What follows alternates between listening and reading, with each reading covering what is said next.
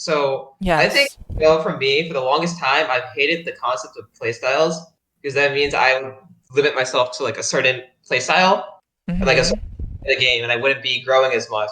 And while that's true, and I think that's helped me to this point, I've run into a problem where I don't have an identity as a player, and I don't really have like a sort of like strength, like a sort of X factor as a player. I'm more so just either cheesing people with Young Link, or I'm just like solidly outplaying them in like certain parts of the game, like making good strategies. So like I'm like a very like bland player, Like even if like like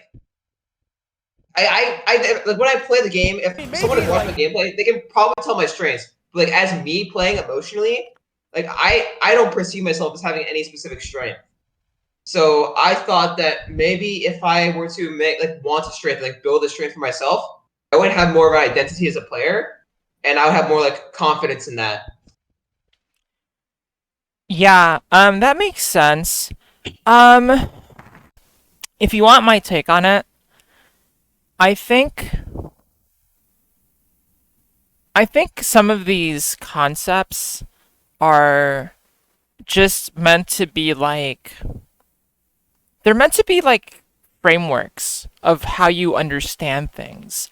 They're not you don't have to put yourself in a box. Like in either case, like you don't have to think I'm limiting myself to a playstyle, and you also don't have to think I need to develop a specific strength. When I think about the game, and when I think about trying to like be good at a game, I view it more as a playstyle is a description of how someone generally approaches the game, right? But at the end of the day, what you should be looking to do, right? If you like, this is gonna sound silly, but bear with me. What you're trying to do is win, right? Like, no matter who you're playing against, no matter, you know what I mean, like the matchup, no matter what, right? Your goal is to win, right? So the question isn't like what are my strengths as a player, or like what play style should I play as, or whatever. The question really should be what option should I choose against my opponent that will maximize my chances of beating my opponent. So if you want to look at it one way, yeah, like adapting between like I'll give an easy example because I was just talking about this. Um, I am generally considered to be like on the campier side of younglings, and I think that's true. And part of it isn't because like how do I put this? It's not because like part of it is like that's just like how my brain works, but it's not like it's always optimal to play that way, right? Actually, there's a lot of things that I wish I was better at that would for sure give me better chances of winning games, right? And again, an easy example of this is there are some matchups where you can't really play campy the whole game. Like it doesn't work. And in those matchups, I do adjust. Like I do not play campy. Though they also tend to be matchups which can be trickier for me, or at least more stressful, right, in playing them. And part of it might have to do with the other harder matchups in general, but also they don't necessarily, like you said, like play to my strengths. But again, that's not like at the end of the day, you want to be good at every aspect of the game, which will help Yeah, you win in any particular circumstance, right? So, I guess what I'm trying to get at is you don't necessarily have to like box yourself into one identity and say like I want to develop this strength, unless like again it's something that you say, hey, I think this particular strength is something that I think would like is something that I lack and I think would help me in most of these situations increase my chances of winning. Do you know what I mean? But it's not, I don't think you have to like say, well, what's my identity as a player? It's not about that. It's just yeah, about it's not about it. do you have the tools to like beat your opponent, right? I always think of it as like something like if I want to like I guess sort of like build an identity as a player, it's more like just being childish. Like, ooh, I really want to do this thing. And it's like, well, here's an example. It's like I was playing Pokemon. And I was like, oh, I really want to catch that Pokemon, use that Pokemon. It's the same thing. It's like I just want to really like do this thing because it would feel good to like be good at that aspect of the game. And when I'm Yeah. good at that aspect of the Okay. game, then my opponent will respect it, and then I have to do something else to like be how they're getting around it, and then that's like a different aspect of the game I have to be good at. So it's like a snowball thing, sort of. Yeah. Yeah. No, and I think that makes sense. So yeah, we're on the same page. Mm-hmm. Cool. Did you want to talk more about that, or did you want to get into the review, or what do you want to? Um, I did want to touch on that though a bit more because I know like part of me like I think I was more mulling over it, and this is mainly influenced by the Belmont matchup because I recognize that one of the reasons I struggle against the Belmont matchup is that my instinct is to just like go back to like long mid range and like throw projectiles, and Hmm. that's not necessarily good against Belmont. I have to stay within close mid range and fight him directly. I have to be the one approaching, and I realized that the general caveat to that is that instead of looking to get like super high reward off my openings, I should just look to play or look to keep Belmont in disadvantage as long as possible because it's Yes. easier. It's easier to like you don't have to like change as much as your autopilot. Like you don't have to interfere with your own patterns sometimes if you just are always playing advantage state, and that's what makes it easier. That's what makes it easy to adapt if you're playing advantage state more. Yeah, I think there's multiple matchups that are like that. I would agree that Belmont's one of them. Min Min, Zelda, those are all characters that I feel are similar in terms of like you don't have to look for giant openings, and in fact, you a lot of times you just can't because of how their disadvantage state works.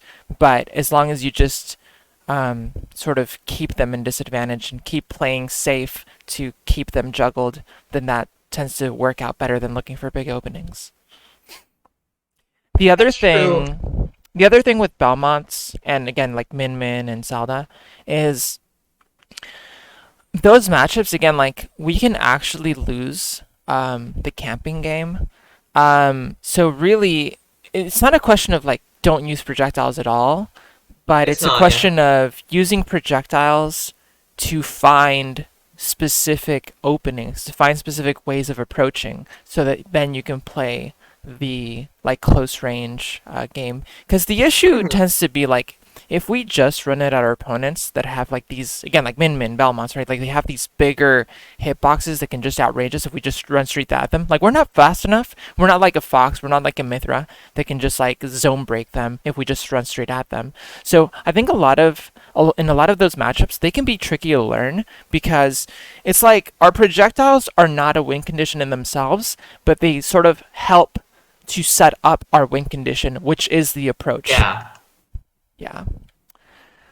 Yeah, Um. all I was Mhm. gonna say though, you said playing safe is like most of the time the same thing, but my point was more so that playing easy is not necessarily playing safe. Playing safe can be easy, but sometimes playing easy just means like easy on the like mental, easy on the hands. Like that Yeah. sometimes that means like taking some risks, but like by playing advantage state, I guess advantage state isn't always like super safe, but it's easier to play advantage state, and that's why like I was telling people, I was like some of the Belmonts in the VC we had for the discussion. I was like, I would rather like just take the Athro at 40% against Simon because like then I don't have to think about oh how am I going to put my projectiles and how am I going to approach when he's like in the air and whatnot. No, he's just off stage. I can like do easy ledge traps and whatnot. Like Yes. that's just easier. And like if I can keep the game easy as much as possible, then I have more room to outplay someone.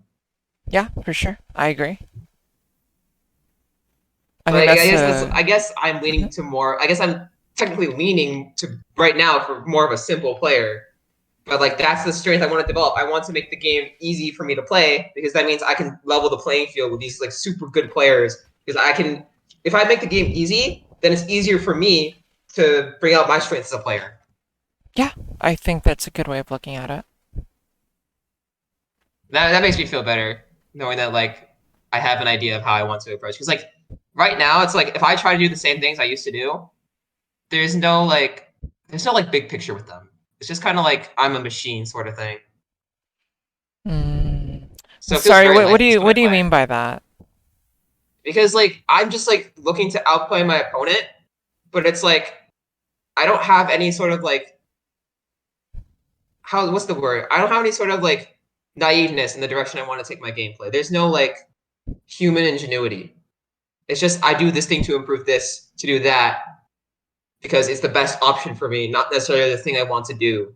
there is a lack of excitement in improving because I'm only in the improving. I only enjoy it because I'm getting better, but not necessarily because I want to work on it. It's just what I think is best for me. Oh, okay, but so then, and you're saying now the difference is what exactly? It's complicated, but essentially the thing is like if I like have like an idea of what I want to do in the game, then there's like sort of excitement about it because it's like I feel like I'm. It feels like it feels like I'm cheating in a sort of way, essentially, by like thinking of all these little cute things to do, like making the game play easy. Like it just feels like I'm like. It just feels like I'm smart, and I feel validated for thinking of it. Some small things like that. Oh, so, I I'm trying to understand it. So is it a question of you feel like because you have a game plan, you're essentially better equipped to like handle these situations as opposed to just trying to play outplay your opponent and like again like, kind of like in a, spur of the moment like by the skin of your teeth kind of thing, like just kind of Yeah, hoping that it works out. not really hoping it works out, but like knowing what I have, it just feels like there's no X factor to my gameplay. Essentially, that's the word I was looking for. There's no X factor to my gameplay. I'm just very solid at what I do for hmm my level, and that's it. hmm So what X factor are you looking for? I mean, I guess everything. Why can't I have multiple X factors? That's sort of the naiveness I was getting about because like people are like, oh, people have like they have this one X factor they're really good at. It's like, why don't I have like 300 X factors? Well, you can. I mean, you can. Okay, I mean, if you're good enough at recognizing like every single like micro spacing situation and knowing, like for example, Rob legit has like 30 different zero to death setups, like that are all true, right? Like, and now they're all like sort of like some of them are very obvious, some of them are very like apparent and easy to find in neutral, like right, like nair into gyro into etc. Right? But there's a Mm-hmm. lot of other zero to death setups that you can get, which are a lot more niche, right? They're a lot more like, okay, maybe you get like a falling up air drag down into, you know what I mean? Like, there's a lot more niche and like harder to execute combos. And sure, if you're good enough at recognizing every single situation and every single like percent window and every single, like spacing, then yeah, you can be, you can have 300 X factors or whatever. I mean, that's very hard to do, right? Of like being good at every single situation. Like again, and again, I think that's generally the idea of like where playstyles come from. It's like, yeah, there are like generally people are better at some things than others, and it's not for lack of wanting to be good at everything. It's just that's usually just how their brain works out, or what they end up developing naturally. Yeah, I mean, the better you get at everything, I mean, the better, right? It's just hard, right? So I mean, I Yeah, support it. It's just like it's also good to be realistic of like, look, you're probably not going to that's true. be able to find every single setup for every single situation. It's just very very very hard.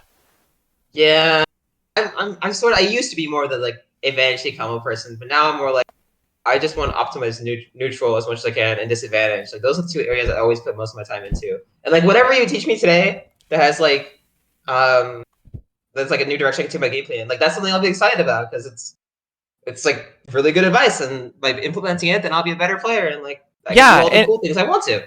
and it's all about because even like when I right like when I give advice or when I think about my own gameplay, it's not like there's always a single solution. I mean, most of the time, right? Most of the time, there's not like there's a single solution. Yeah, sometimes there are optimal like punishes, or sometimes there are, you know what I mean, like optimal defensive options. But generally speaking, there's multiple routes to take, especially in neutral.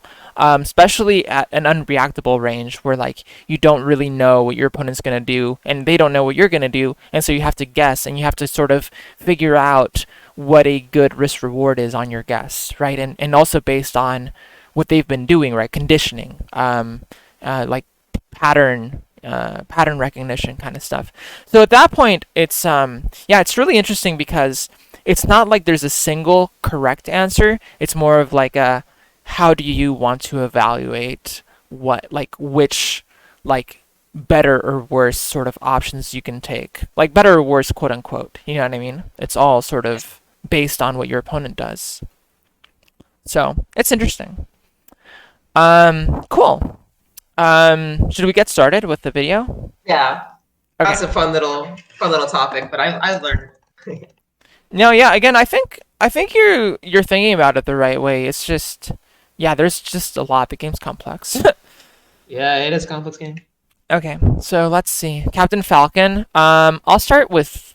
Oh, I already talked to you about this in DMs, so don't really have to touch on it. But yeah, like he's just. I wanted to give some context first. So for context, my region literally has 8 Falcon players. Mhm. Um, and 2 of them are literally, one of them just came back and like just started being active, and then literally be like a top 5 player in the state the first day they came back. So like Nice. that will probably be ranked. And then this is Arctis, who's the highest ranked Falcon right now. He's ranked in the region. So this is like the best Falcon in the region. I Yeah. have wins on other Falcons in the region.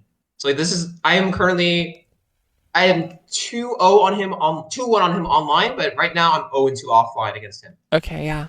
Again, in terms of what I wanted to like touch on, in terms as like part of the matchup, again, that's what I was saying. Like I sort of touched on it in our DMs. I mean, Falcon Young Link is a very explosive matchup. It's probably even.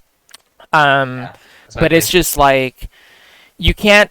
You do want to use projectiles, but you can't really camp him out because he's just so fast. He's gonna zone break, but it's not the worst zone breaking. Like yeah, when he gets a combo, he can like make you explode. But honestly, um, a lot of times we can wall him out with our normals, which is not something we can do with a lot of other rushdown characters. Like a lot of the sorties that break our zone, like we just kind of have to take an L sometimes. But against Falcon, it's like he can zone break, but we can actually like box with him. Now, of course, he gets more out of his openings generally than we do because he's just so much heavier. And while we can edge guard him, it's not like anywhere near free. It's actually pretty tricky. It's very like Tricky. execution tight. But I do think it's probably an even matchup, and it's just again, it's gonna be like a question of like you not breaking and like not giving him like the openings where he's gonna like maybe close to zero to death you, and also trying to maximize those edge guards and yeah, and just like both offensive and defensive play. It's gonna be a lot of like really quick reaction times and boxing when he zone breaks. So okay, let's get started. So again, I think to start out, especially because he doesn't. So as far as the air, the biggest thing he can really do from the air is like that's safe-ish, like pretty good, is going to be like back air. But obviously he can't really back air you like at this distance. So I do think at least to start out the game, you do want to start out with a projectile. You can start out with like drop down boomerang or like boomerang angle down or something. Because again, like you do want to use projectiles to keep him out when you have the space. This is a safe space to use it because he can't get in on you immediately. Once he's about like like here, it's gonna be like no longer safe to use like projectiles. It's gonna be all about mix-ups because he's just so fast. His Um, lighting aerial choice is usually going to be Nair because that combos directly into Raptor Boost. yeah. So again, I here again. This is just me. As far as like how I would approach the matchup. So you drop down and you walked forward and you did jab. I don't like that. Again, I would have started out with a projectile, whether it's a fire arrow or a boomerang. The reason is, like our jab is good in the matchup. Don't get me wrong, but like our jab will lose to so many things, and the risk reward on you hitting jab versus you getting hit by anything is like pretty bad.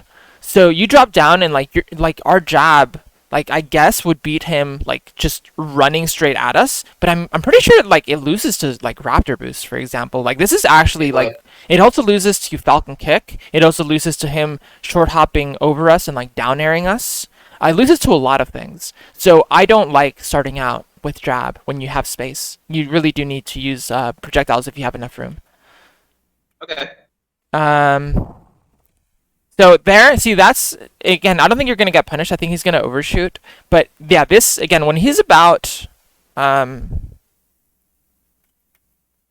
this distance, when he's about this distance, Mhm. projectiles are no longer safe. They're like Yes. they're all mix-ups. Yeah. So At this point, it's mix-ups. yeah, so you went for a boomerang, which is fine, but I don't like you using it in place. Boomerang in place is way less safe than Yes. using it with movement. So I probably would have like short hop back or something. Yeah. Okay. So he ended up getting it, and yeah, that's just the dash attack was true after that. Hurt box shifting. Yeah. The main thing though This is is like fine. Mhm. this. The main thing though is like you can go back to where I threw the boomerang. Sure. Like that was I will say that yeah, I want to for sure don't want to throw a boomerang there. The good thing from it though is that I know how he's going to beat my boomerang. He's going to short hop in there, and as you'll see in the set, Well, he spams that. He spams that yeah. a No. lot. That's his go-to. Short hop near is really good because it's just so fast. But honestly, again, at this distance, because he did it in place, he actually could It's have beat risky. boomerang with other options. He could have beat boomerang with Yes. side B and down B as well. Yeah, yeah. If he raptor boosts there, like Yeah. Okay. Yeah. So that's true. You got down fine. This is also fine, and then the back air is fine as well. Because again, at this distance, it's like it's all mix-ups again. And this distance, like the oh, give me 1 second. I'm getting called. Hey Jason, what's up? How are you? Um, yeah.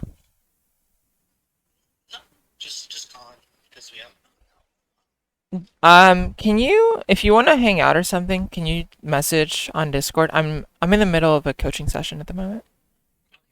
Okay, talk soon. Bye. Sorry about that. I'm back. Okay. So yeah, so at that point, like pretty much everything is mix-ups because he's just so close, and obviously like backer is a really good boxing option. I mean, just to be clear, like nothing is safe at that point, but back air is a pretty good option because like even if you run away, he can just like he can close the distance really quick. So if you jump, he can like anti-air you. So like really, we don't have any safe options. It's all mix-ups. Backer is a pretty good one. So I like the backer. mhm. You try to get the true combo, didn't quite get it. That's fine. Okay, so you have him at ledge, and then you dash back, and you see he's still on ledge, right? So Mhm. this is a situation where I think again you should probably set up a projectile, like probably a boomerang. I think is really good in this situation. So I would have again like done like a short hop back boomerang, like again, like worst case scenario, he like shields it and you reset to neutral. Like, but that's where you are already. You know what I mean? It's a low commitment option where like it's like best case scenario you hit him for free. Worst case scenario you're back in neutral, which is where you already were, right? So unless you're going for like some sort of read or something, like there's really no downside to throwing out a boomerang in this situation. Yeah. Um, and so anyway, you go back and so again, at this point too, if you're gonna circle back, you really need to be using like nair or forward air here, because Falcon, he's Falcons are usually pretty aggressive too. And again, like even if it's like there's almost no downside to you using like nair here, right? So like nair would have like at worst traded here. Obviously he jumped, but like even if he had like the neutral get up into like shield, it's like well, it's usually pretty safe to do like fast fall nair. I mean, maybe if you like misspace it, he gets like an up B, unless he shield parries it. Like if you do a space nair, it's like very safe. So if you're like going back in against him, you probably want to be throwing out a hitbox, whether that's like nair or fair, because again he's Okay. gonna try to come back aggressively. Yeah, I just wrote that down. Yeah. Okay. So this is fine. This is That's fine. scary. You're trying to I mean you were trying to wall him out if on him like dashing in, which again is like fine. It's a mix up, so it's fine. Yeah, you walled him out that time. Yeah, good. Yeah, this is great. because he jumped, so and you have the platform protecting you, so he can't get in on you. And again, yeah, he shielded it, but you're actually like in an advantageous position because he's in shield and you're not, right? So, um, okay, Uh-oh. you're fine. Yeah, Second time it happened. yeah. I mean, it's pretty good. Like Arnair's pretty good. He basically has to call it out with his own hitbox, and it's gonna have to be neutral air on his part. Um, Yeah. so it's a pretty like Arnair's pretty good in the matchup for sure. Yeah. Yeah, this is again. Also, I love that. I love staying on top of him, and like when you're in the scramble situation, like when you're right on top of him, I love just like pressuring him with like quick hitboxes, like back air and air. Can Cause you go yeah, back like 10 seconds? sure. So like here. Okay. Yeah, so he dashes back.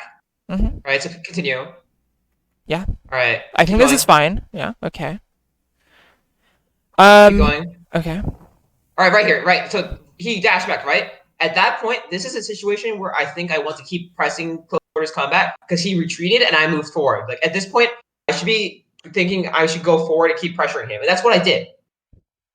I think it's trickier than that because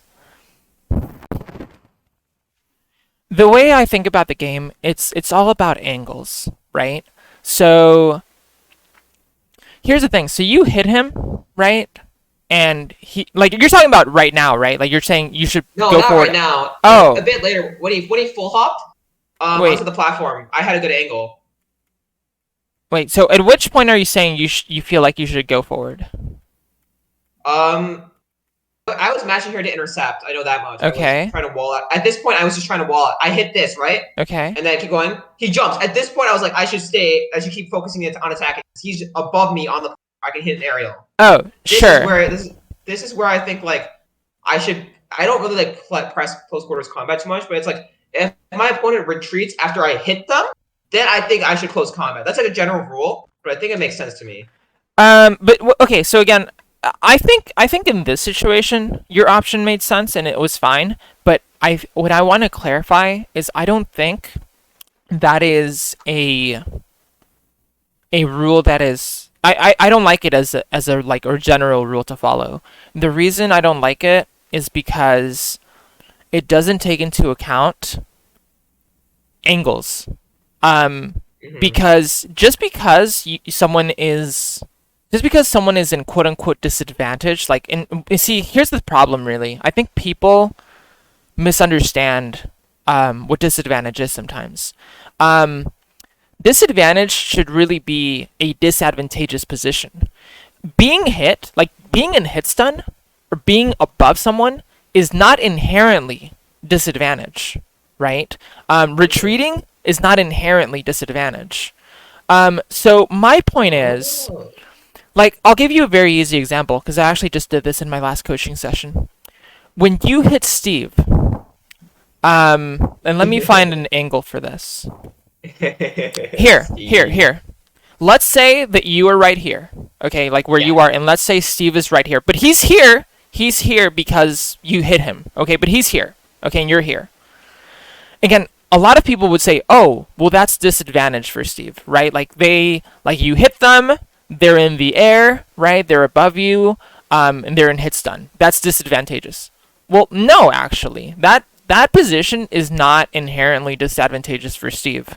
Granted, this is maybe a little bit close. Like if maybe Steve was like about here, it'd be even better as an example. It's like slightly behind where Falcon is. The reason why is because Steve has minecart, right? So Steve's actually love using minecart out of disadvantage, and minecart is basically unpunishable, at least at this angle. So here's the thing, right? People will say, "Oh, well, Steve is in disadvantage, so I'm gonna jump towards them and juggle them, or like use a hitbox, keep them in disadvantage." You know what happens if you do that, right? You're gonna jump forward, you're gonna Minecart, try you to die. forward air, you're gonna get minecarted, and you're gonna get hit because that's not the problem. Is again him being in hit stun, him being above you is not inherently disadvantage. It's not Okay. inherently disadvantageous. So yeah, someone retreating is not inherently disadvantageous for them.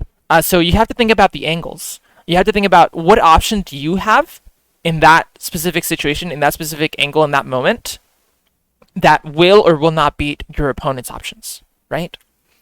So again, I think in that situation, what you did was fine. It made sense, right? Like that. So you did that back air because you know, again, like you're super close quarters. Like if he had like, you know, gone forward or jumped forward, like your back air hits. That's a great option, right? So then you see, hey, he's retreating to platform. He's in the air. Obviously, you can't shield when you're in the air, right? Like you have to air dodge, but obviously an air dodge is a frame trap because he's, you know, he's going to be landing on platform, and he also doesn't have any like quick enough hitboxes to contest you doing a rising nair. Or a rising back air, because his quick hitbox is going to be like forward air, but like your nair is going to like come out faster and at a better angle, right? And it's also like like even his neutral air like would, even if he did throw it out, it would probably like get canceled. He would do like a neutral air one, if maybe, right, and then it get canceled on the platform. So yeah, this is a really good situation for you, but it's because Falcon specifically, because of like he's falling right here, right in this moment, he doesn't really have any aggressive options to contest you with. Like really, the best thing he could do is he would have to like air dodge, like probably like directional air dodge away to get outside of your threat zone. But then that's just a reset to neutral, right? He's not actually pressuring you. It's just a reset to neutral. So yeah, so it is good to press advantage here, but it's because he doesn't have any options to contest you pressing advantage. So I know, like generally, like there's always like a common phrase, like go for CQC when you have an advantage. But like, what does it mean to have an advantage? That means like having a good approach angle to where like the Mm-hmm. opponent has like less options than you, and then Yes. also if they burn resources, if Yes. it's good reward, Mm-hmm. um, is it easy? Is it difficult? Like there are a lot of Yep. factors that go into it, but Exactly. there are ways to simplify it for sure. Yeah. And, like No. if because like I know like I know my own options. Like I don't have to think about my own options. Like consider that. Like I hope I know my own character at this point, right? It's like I don't have to think about the moves I'm using. I have to start thinking about the angles a bit more. It's to determine if it's like a good approach option or not. Because I know what moves I'm going to use. Like I'm Yeah. just going to inherently do that. It's just like I have to determine the angle as well, because an angle is not something that I factor into my like, decision making, because I like never done it before. So like this is something new to me, and Yeah. that's pretty good. Yeah. Cause like here's a very, this is again, this is gonna seem maybe like oversimplified, but it's a good starting place, right? If you have a true combo on your opponent, well, of course you're gonna do the true combo, right? Like that's a good, like that is advantage for you. A true combo is advantage. If you have a true frame trap on your opponent, yeah, that's like you're gonna go for that, right? Like that's just all reward. Like there's no downside to a true frame trap, right?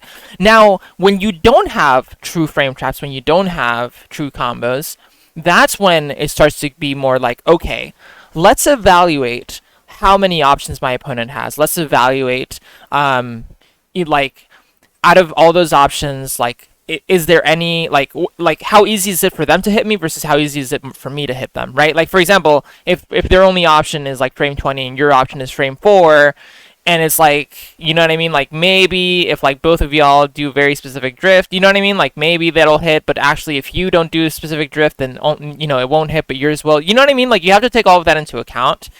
and and yeah, and then go from there in terms of like, okay, yeah, like this option does make sense because yeah, like I have a better risk reward. It's more likely that I win than he wins, right, etc., etc. So yeah. Okay. Yeah, so he does the, okay, I want to say this. So right here, you were trying to follow up on the text chase. You missed the dash attack. He's text chasing, which is fine. This is fine. Now, what I don't like is this. You jumped, and now you're going backwards. Now, let's think about this situation.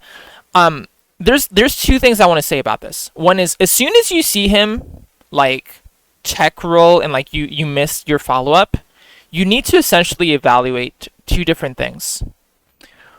You need to evaluate whether you have any safe follow up after this. Um, and if you don't have a safe follow up after this, you need to evaluate like what you should do.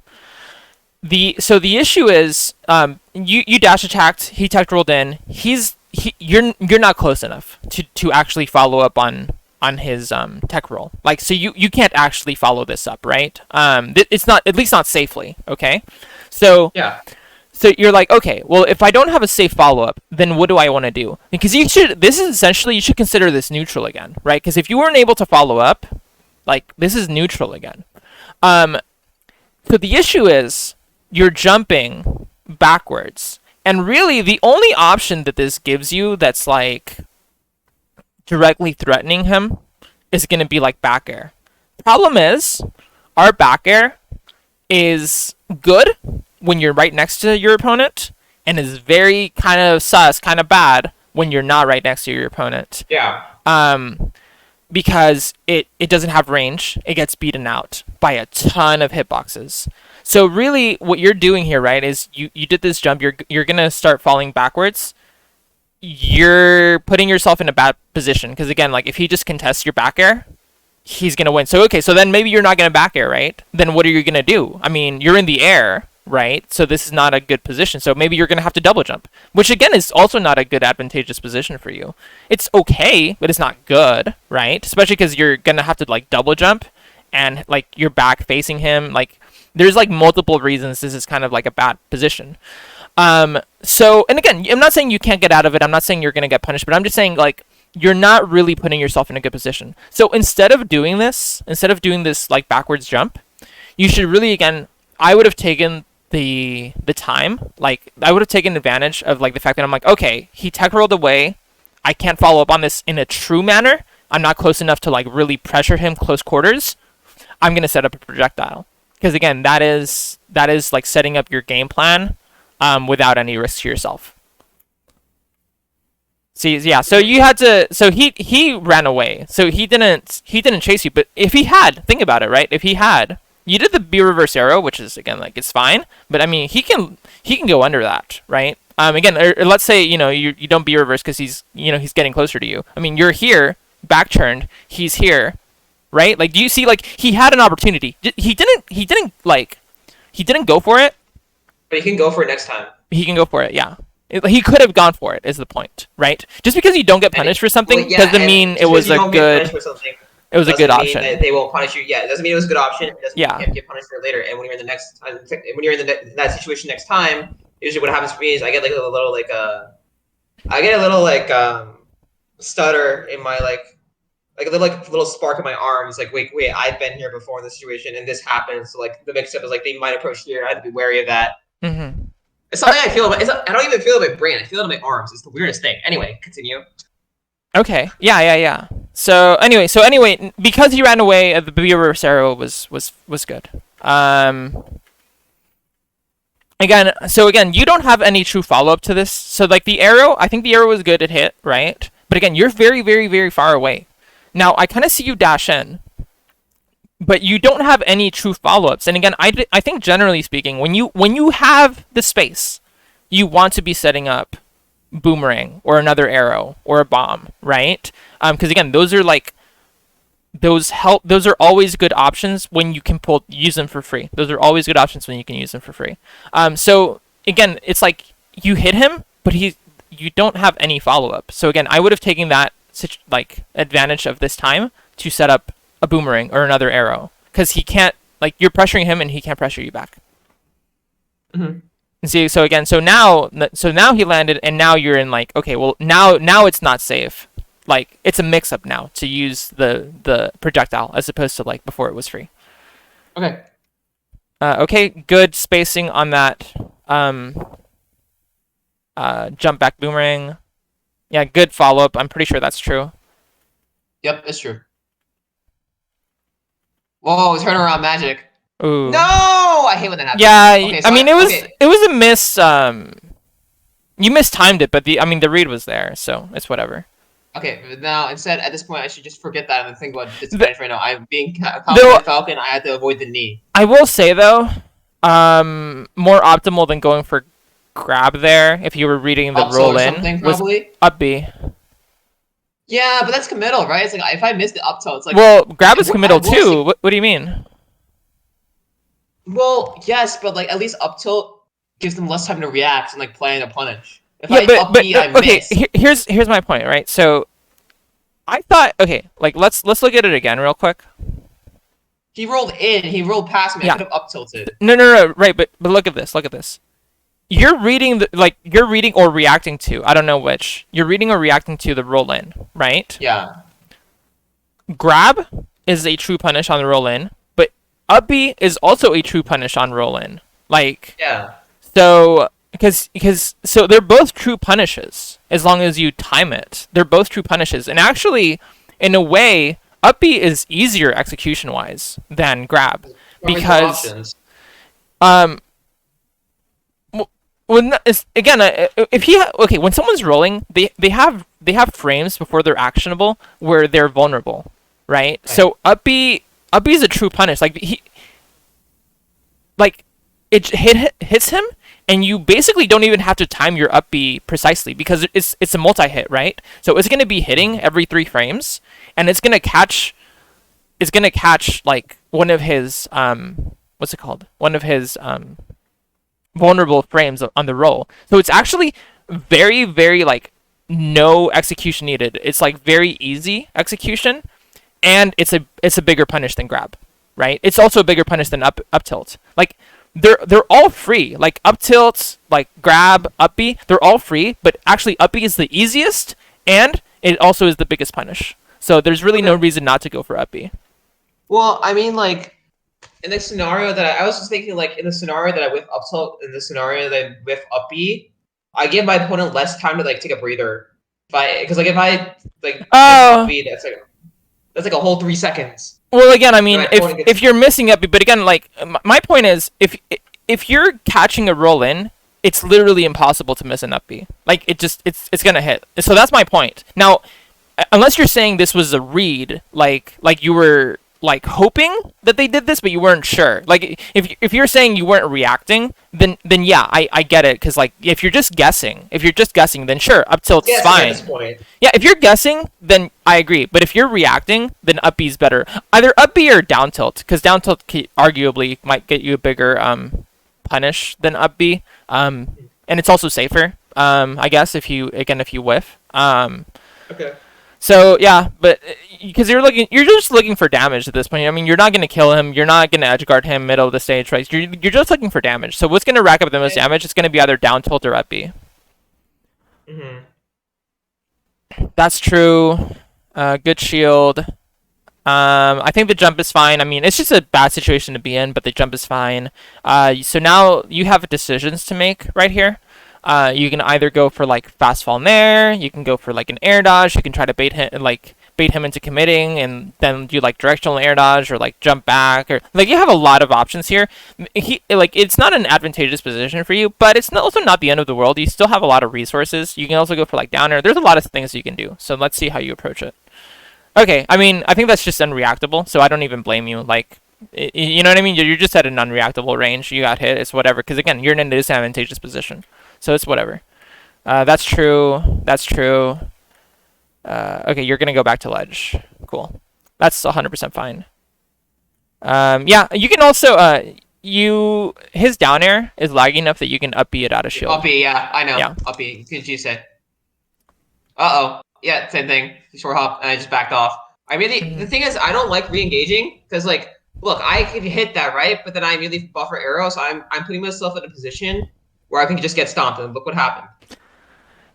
Sorry, can you explain that to me again? I dash back to the corner to give myself some space to dodge his approach, right? So then he dashed back, like, okay, like, I can, at this point, I can set up because he dashed back. Yes. What did I do? I went for the forward air. And what happens? Yes. Agreed. No, buffer fire arrow. 100% agree. Yes. I was gonna mention those two things. You already mentioned them, so no need. Yes, 100% agree. You had space to set up, and yeah, you went for like a read essentially on the forward air, and then yeah, fire arrow at close range is super duper unsafe. So yeah, so I agree with every point you made. He missed it. That's one of the things Arctis is really good at. He lands like that drift back knee without turning it around. That's something he's really good at. I just DI'd down and in because that would like change the height he needs to put the Right. knee, which is how you mess that up. You mess it up vertically, not horizontally. Yeah, And yeah. that's something I pride myself on. It's like the small DI things like that. That's like kind of cool. I'm nice at those. They No, don't really yeah, matter in those situations, but for like no, for sure it matters. It's really cool. Actually, I have a similar one with the Sheik. She has a she has a throw into bouncing fish that's like true on most characters at 0%. But if you oh DI it god, up, like if you DI it up, in buffer air dodge, it's actually not true. yeah. Yeah, so it's pretty cool for sure. Another thing. If you DI down on Violet's up B, you can end up below her If you DI or down on him or them. Violet's up, if you DI, you can. I can happen Oh, before. oh yeah, yeah, yeah. And then you can up there them. Yeah, yeah, yeah. Yeah. Yeah, Okay. it's really Anyway, cool. back to the point. But like Okay. those sort of things are cool. Yeah, no, I agree. Again, Okay. Well, this. at this Mhm. point, I jumped and Th- what did th- I this had jump stage is fine control. though. I'm gonna say this jump is fine. Because so again, if we look at the situation, you're not in a good situation, but the jump is fine. So, I mean, Mhm. this forward air is kind of sus to be honest with you, because like it, like I mean, I think this was a little reactable, but like even if it wasn't, like this forward air is only covering like what like drop through, but like Falcon's not gonna want to drop through here because he doesn't have any drop through aerials that he can do. At least not like fast fall. The only thing he could do would be like a slow fall like nair, but like that's bad. So I really don't like this forward air. You're putting yourself in lag. You're not like setting up. You're not really setting up anything, right? So. So anyway, I would have either just like ran past without a hitbox, or again, if you're like reacting to this, maybe you do a different hitbox, like you do a back air here. It's just free because he's an M lag. Okay, so here's the thing. So here, you're again. This happened because of your forward air. So like let's start there. Like you didn't have to be in this position, but like this is because of your M lag from the forward air. It's Now, kind of a cool position. this position's bad for you, but What? yeah, this position is bad for you, but it's not. It's not like you don't have options. You have multiple options. You can go for a back air, right? The back air is gonna catch him if he keeps running in, which he probably will, but it's gonna lose to like multiple hitboxes. So it's like like it's kind of like a 50-50 at this point. So your back air could be good. Alternatively, I mean, here's the problem. Like, if you just run past, he's gonna catch up to you. So running past is Yes. not really a good option. You can also try to do like turn around, like nair, like in place, like just stuff him out, right? Um, you could also go for like some sort of defensive option, like a roll away, like oh you're running at me, I'm gonna roll past you and go, and yeah, you're gonna lose stage control, but like you're gonna be out of the bad situation, right? Alternatively, you can just like jump away, and then if you jump away, you're gonna be in the air. But he's not gonna have any true follow-ups, right? Like he's not gonna be close enough to like up air you or neutral air you or like knee you. So you can jump away. You're gonna be in the air, you're gonna have to find a way to land, but you're not gonna be in immediate danger. So you do have options. It's not like a great position, but you do have options. So let's see what you do. Okay, you turn around. You turn around and use a projectile. I don't like this. It's too laggy, honestly. Like, if he had just used a hitbox, he would have lost here. Like, Yep. it's just not. You just don't have the space for it. Now he ends up. I mean, he can still punish you probably if he just like drops He just did down. a no impact landing instead, so Yeah, I he's mean, gonna punish me right away. he should be able to punish you. Oh, he missed it. Yeah, I mean, he just needed to do back air or do it in place and with a neutral air. Yeah. Anyway, so he missed it, but yeah, again, it's like it wasn't a good position, right? So I see. So you were reading him staying there. Okay, that's fine. The back air's fine, like as an option. Like it didn't hit, but it's fine. Now here, you see he's landing. Here's the thing. You see he's landing. And yeah, I think he still has double jump, right? But like, it doesn't matter because you think about it. He's a lot faster on the ground than he is in the air. Like, if he double jumps forward, right? One, that would have to be a read, basically. Two, even if it is a read, if you jump like forward, he can't reach you, right? Now, here's the problem. Like, my point is, you have time right now. You have time right now to do something because he is gonna fall here, and he can't do anything for many frames, like multiple frames. Like you are not in any danger. Again, even if he jumps forward, you're still not in any danger immediately. But you're sitting in shield.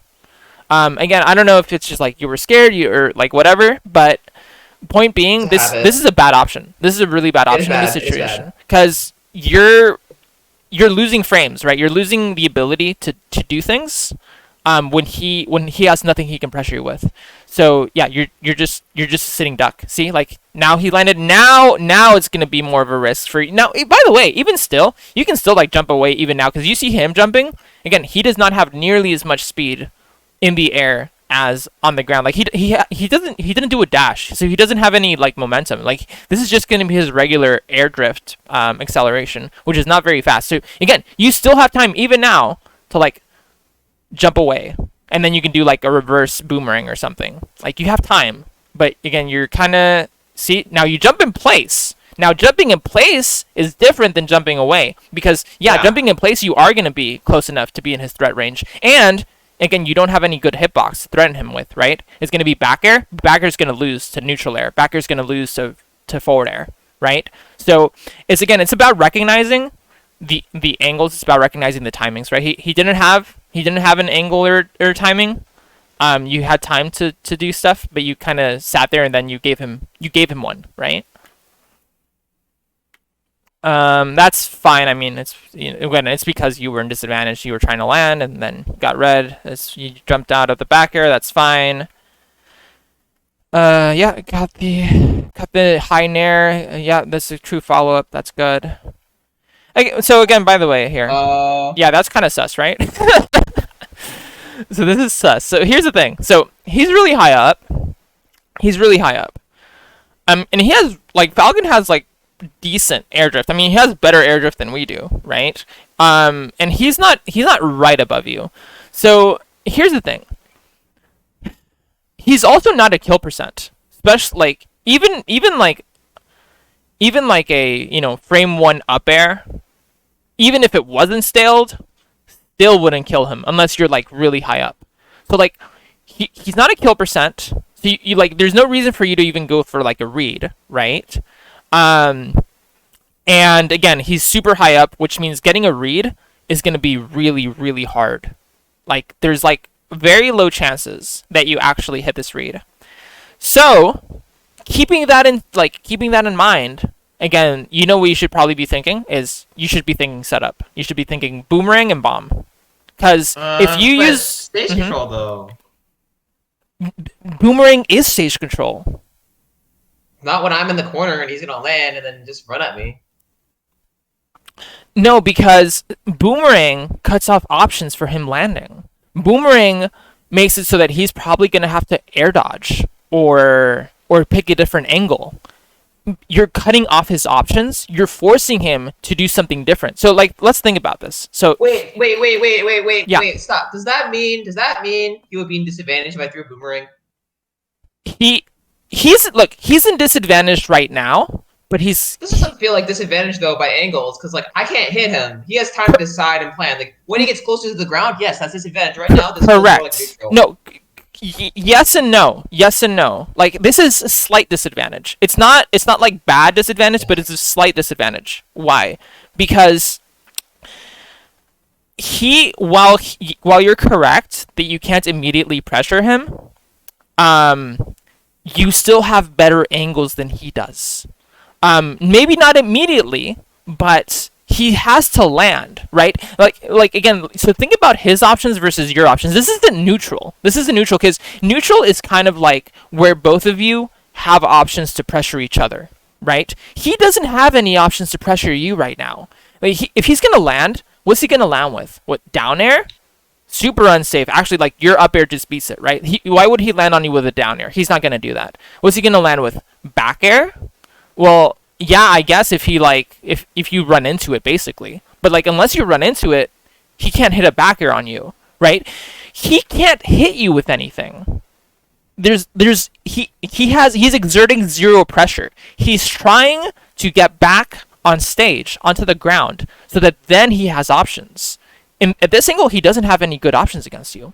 So now, granted, again, this is only slight disadvantage because yes, he doesn't have any options, but you also don't have any like immediate easy options to pressure him either, right?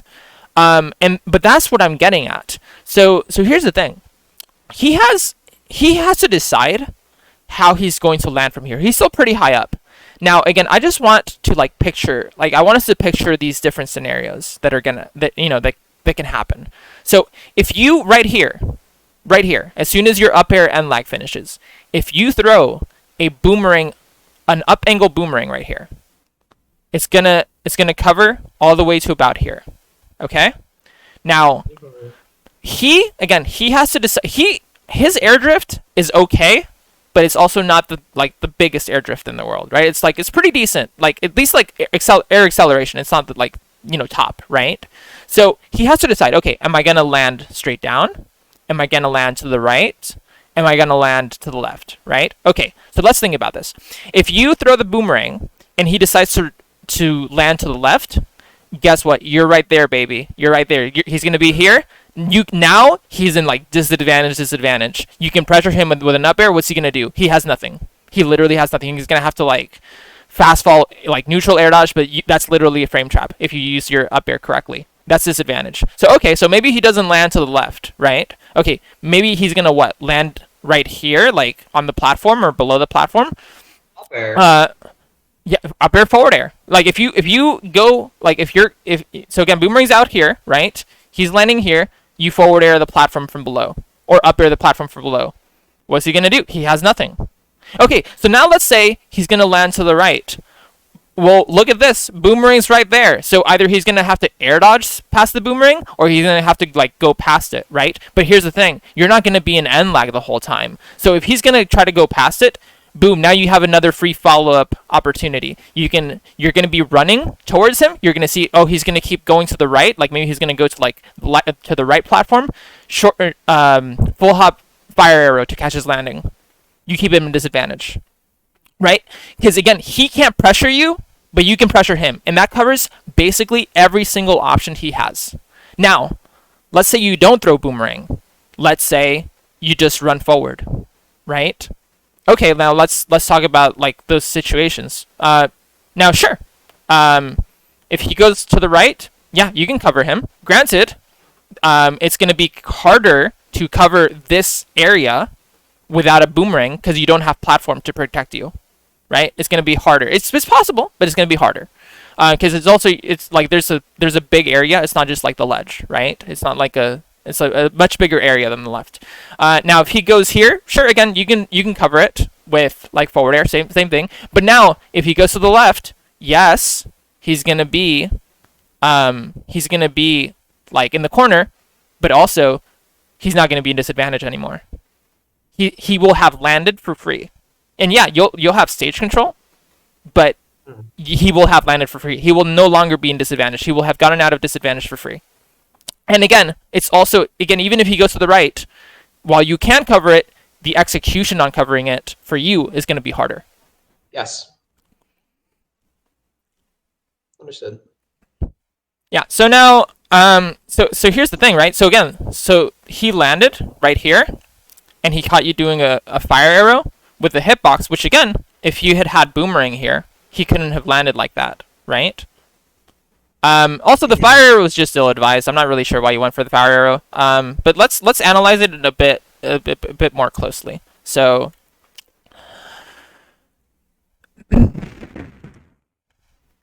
look. See, he has decent air drift. So look, you're chasing him, and this is what I'm talking about, right? So he went to the right, but because you don't have boomerang, it's a lot harder for you to contest this area, right? Boomerang would have like cut off this angle.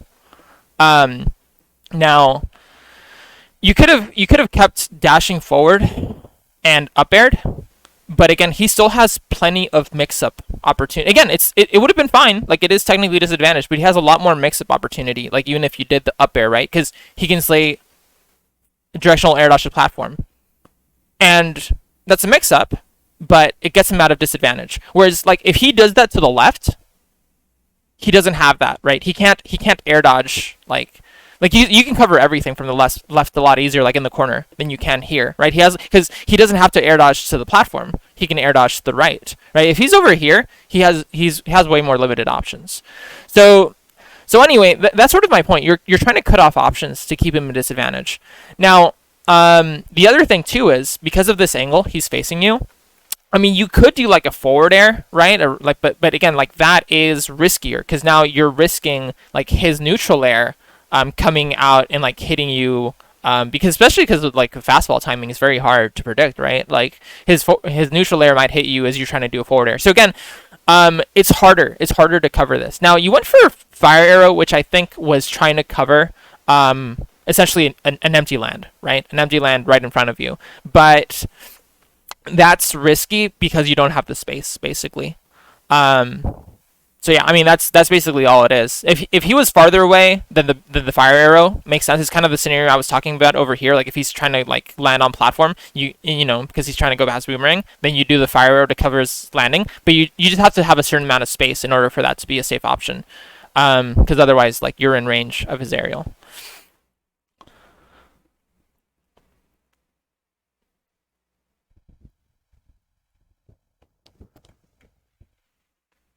Ooh, yeah, you didn't have to tether immediately. He that I was didn't have basically a read. to, yeah, Yeah, but yeah. also like it is a panic option, Yeah, yeah, yeah, like or yeah. not.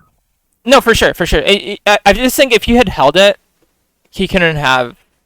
He couldn't have landed that. Yeah, he couldn't have landed anything. I don't think you were in any danger to get hit I by could have anything. actually timed like up B if I just did like up B there. I could have like reacted to his Falcon dot like Falcon boost, and then I was like, hey, I don't even know what this name is, whatever. Just like I reacted to up B, and then I hit him with my own up B, Yeah, and then because punish him for it. like he's Yeah, forced. He's forced. Yeah, yeah, of course. Now, but my point is, 100%. You're right about that with the up B, 100%. But now my point is, let's say, hey, you already did the Zaire. My point it's a bad is, angle because it's gonna get beat by up B. yeah. So but you know that he's up being like you know that he has to up because he went so low, right? So if you had just again after you did the Zaire, if you just react to his position, like oh he has to up B. If you just hold the Zaire and if you don't immediately tether in, then he couldn't have hit you with anything because he would have been going up, you would have gone down, and you would have gotten back. So it's also about recognizing that angle even after you did the Zaire. You know what I mean? Mm-hmm. Yeah, yeah, yeah. If you thought he was gonna hit platform, I like that. I like that option. Again, it's so hard sometimes to like recognize if they're gonna land on platform or not. So that would have been a kill. So I like that option. It was like pretty ambiguous of whether he was gonna Well, land I on was platform still or not. invincible, so Yeah. That fire arrow is fine. Um, no, that was what? not. I guess not, huh? I thought it was gonna Yeah, be barely. so Falcon can cover a whole initial dash when he does up B. Damn, I really thought that was out of range. That's No, crazy, it's dude. not. It's something called Oh yeah, you it's probably it's know. a tech, right? It's the tech. It's called Tokyo Drift. Yeah. Yeah, yeah, yeah, yeah. I forgot about He that. enters jump squat with max air acceleration, and then bam, he just teleports. Yeah, yeah, yeah. I forgot about that. No, yeah, good point. So very slight, but you know what? Like, it makes sense though. It makes sense as a neutral option. But yeah, it was just very, very slightly too close. That's crazy. Anyway, right here you can up B your back air him. Uh, eh. Okay, good read on that. Jump in. Oh, okay. I don't like this. I don't like this. So multiple reasons I don't like this. So right here. Okay, so you want to edge guard him, right? I mean, you want to get the kill. So Yeah, yeah. so let's think about how we can edge guard Falcon. Our fire arrow sends him high. So we can't use that. Basically. Like I'm not saying you can't use it at all, but if you're going to use it, you definitely don't want to use it. You don't want to do a jumping fire arrow. Like if you're going to use fire arrow, you're going to want to use it on the ground. Because otherwise you're literally going to be making his recovery angle easier. Okay. You can use fire arrow. It's usually better at lower percents too, so it doesn't like knock him up too high. Maybe like 90, 100. And again, then he's like forced because you know he gets popped up, and then he's like forced to like he loses. The biggest thing about it, the biggest thing about hitting him with fire arrow, if he's like far away from the stage, is you make him lose aerial drift. So he's gonna have to enter air acceleration again, right? He's gonna get popped up a So little bit. right. I was gonna say like it would be easier to just say like what would be a good option considering what I've learned. It's like if we're thinking about angles here, throwing boomerang up, even if it like gives no reward, either one of three things will happen. One, Falcon gets hit by boomerang. I get nothing, but I get more time to react to where he's going, Yes. and like like I get more time to plan it. Like how I'm going edge guard, so it makes it easier for me to edge guard, even if Yes. I can't follow up. Two, Falcon goes Yes. high over the boomerang, like he sees it and then he jumps, and then I have to think about catching his landing directly, Yes. or scaring him to go back to ledge. Yes. Or three, he goes low, and then I actually can edge guard him there because Yes. it's good risk reward. Exactly. Like boomerang. The point is not to actually like follow up off boomerang, but it's just like if I just throw it up, like Falcon has to choose one of three paths. But if I don't do anything here, Falcon can literally choose any of those three paths at any time, and I can have to respect all of them at once. And that's Correct. like giving up more. That's giving up more advantage. You are 100% on point, my friend. 100%. So the other thing you could do, I agree 100%. So up throw boomerang is 100% one of the two I think best options you can do. The other option you can do is also you can slightly wait, and if you slightly wait, I would assume he's probably going to end up going slightly lower, right?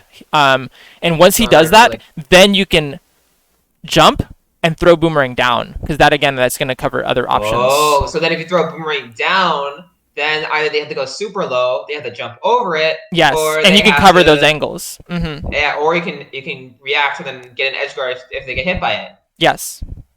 Yeah, so both of those are really good options. Again, there's not like a right solution. Like it's not like one of them is, optimal. Like they're both good options. But yeah, both boomerang and up and boomerang down if you wait a little bit. If he's like down, like maybe about here. Those are both really good options. After you throw boomerang, if you're still not feeling like super comfortable with the angle and you're like looking for something to do, you can pull out bomb to cover like other angles. And then obviously nair is super good for edge guarding Falcon. It's basically just nair. Though at this percent you can down air him too if he goes like super low. But yeah, it's gonna be like nair and dare basically. Forward air is too slow usually. Sometimes you can get it, but it's gonna be pretty tricky, and it's gonna have to be like a falling forward air really, unless you're like comboing off like a boomerang or something. But yeah, usually nair is gonna be your best friend against like Falcon to edgeguard him. So anyway, yeah. So the problem is, you go for the fire arrow, and again, it's like even if you hit this, right, like he would end up being like just really super high, and it actually gives him an easier recovery angle. Because arrow pops people up higher than boomerang, as an example. Again, I do think, regardless of whether you hit him with like boomerang or arrow, as long as it's like low, it's really good because again, it gets rid of their current air drift, so they have to like use air acceleration again, and it makes it easier for you to cover their recovery angle. So yeah, if they get hit by boomerang, it resets their air acceleration. Yeah, both of them, 100%, yes. Yeah, so it's really good, right? Because again, it makes it easier to edge guard them. So yeah, because you just threw fire arrow, yeah, he was able to just like go low for free, right? And like, there's nothing you could have done about it. Yeah, I tried. That's fine. I mean, you're trying to get a read to get a kill. I mean, it's 100% fine. It's like. Now, yeah, granted, this isn't a good angle for you now, but it's like, it makes sense because you were trying to get a kill, which makes sense at this percent. So I think, it's a fine risk reward to take. Okay, so you did the B reverse. Wait, that was B reverse. Okay, that was actually kind of good. Yeah, for sure. I think. I don't think I get to kill off this though. Yeah, because you can. This is like an angle, right? This is one of those angles where it's like, it's not. You don't have anything true off this, right? It's like we want to like forward air, but like forward air actually can like lose to like their neutral air. We want to up air, but we're not gonna get there in time to up air because we're not fast enough. The best thing you can do in this situation, I find most of the time, is go for like the short hop cross up air. That will kill. It's like if they don't air dodge, if you go short hop cross up air and they DI wrong, they'll just die. Yeah, that's I think that's a good option. I like that option. I think that there's other things you can do as well. It's not the only thing you can do, but yeah, I think that's a good option. Other things you can do, honestly, are again like you can set up a boomerang here. They can't do anything about it. You could throw out another. You could take out bomb. You could throw out another fire arrow. There's a lot of things you can do. But yeah, you don't have any true follow up. I mean, you can also go for like, you're gonna like say go for an air dodge read and do like an up smash, right? So there's a lot of things. It's just you don't have anything true off it. It's just gonna depend on what you do and what they do. I kind of like the idea of cross up air, knowing I can do I'll smash. But like this is not good. This is like the autopilot yelling forward Yeah. everything. Mm-hmm. And you You know don't what? have This the wouldn't have even space. killed. This wouldn't even have Yeah, killed. but if I mean if it was a true follow up, it would have been fine. But that is one of the things that are like here doing VOD review, we recognized, hey, like that's not a true follow up, right? So you shouldn't have gone for it because it's not really a good risk reward considering it's not a true follow up here. Like because like again, there's things that are not true follow ups that are still a good risk reward, but like you said, like it probably wouldn't have killed, and if you miss it, you're actually in a bad position. Whereas like if you miss, say like a boomerang and on the ground, you're still in a good position, right? So yeah. Yeah, so you got hit, which makes sense. Yeah, you can't really get there in time, so not much to do about that. But you can set up a ledge trap. Um, Again, by the way, when I like again, you know that he's gonna grab ledge, right? You know that he's gonna grab ledge. Like you have a ton of frames to set up boomerang, but you're not really setting it up. Mm-hmm. Again, you're So going. You're I would Mhm. rather take bomb instead of boomerang because That's fine too. one I can roll off the ledge and then like make it easier to ledge trap. I can actually convert off it because if I do like long range boomerang and hits, right? Like well at this percent I can't. If I do long range bomb and hits, I can convert off it. Yeah, I mean, you can sometimes also convert off boomerang, depending on the spacing. Like if you do boomerang like right here, you can convert off it. Yeah. Also at lower percents, you can convert off boomerang with like boomerang into like fire arrow into up B. So it's dependent. There's a lot of factors to take into consideration. Another thing I find, by the way, is a lot of times if I know that they're gonna grab ledge and I boomerang, it makes them hesitate on getting off ledge, and then I can pull out bomb. So that's another thing to consider as well. Because anyway, but either way, those are both good options. But yeah, again, you're sort of going for just like no setup reads, just trying to like you're kind of hoping he runs into one of your things, which is not good in this matchup, by the way. Like if you're gonna do an approaching forward air, that's one thing, right? Like you did earlier, like that's one thing. If you're trying to catch his landing, but now you're throwing out forward airs in neutral, like unspaced, and that's actually very bad because you can definitely get punished. Um, so yeah, if anything, again, you want to do them approaching, or again, you want to do setup. It's okay. It's okay if like he lives longer as long as you're playing safe. But this isn't playing safe. Mm-hmm. Okay, cut his landing. Yikes! Right? Like, I mean, you just did a fire arrow in his face. It was crazy Yeah. worked out, but like not good. Yeah. I felt ugly for it. Trust me. Okay, that's fine. Backer. Yeah. I mean, This it's is fine. good. It was very slightly like off, but I mean, it would have worked if he went in aggressively, which is not something unexpected. So it 100% makes sense. Also, this is super high nair. You can probably up this. I just went for the empty hop because I wasn't Yeah. confident. No, I mean, if you're not gonna up it, you should at very least neutral air because it's a free punish. Right. It is. I don't think I even punished this. No, and I literally get punished for it, bro. Yeah. I just said DI down to avoid knee. That Back would've air. killed. This should be back air. That was a free back air. He's in lag. You have the Yeah, spacing, that was and then you back can do air. up B, back air up B, or another back air. I might Backer go. one, backer uppy. Yeah. So okay. Yeah, good. He was in shield, so he can't get out of shield immediately. Like, that's pretty good. Yeah, because he has to jump. Because I'm thinking like, what other option he could do? It'd have to be like side B or down B. But because he's in shield, he would have to do like regular shield drop, which frames which are 11. He wouldn't have had enough time really. So yeah, I think this is a really good boomerang because he was in shield. Again, it's like free, and hey, you got a free opening off it because he ran into it because again, it's like no risk option to you when you have the time and the space. So that's good. Again, didn't quite It have. worked out. Yeah, it worked out. Didn't quite have the spacing, but it's hard on those where they're like when you're like almost there. So I don't blame you. Again, really good. Fire speed. Mhm. Again, but Anyway. look at this. Boomerang's so good, right? Like if you just throw it out, you just get some free percent. Like why not? Well, like why not do it when you have the space? Again, I don't like this fire arrow, right? Yeah, buffer fire. Oh yeah.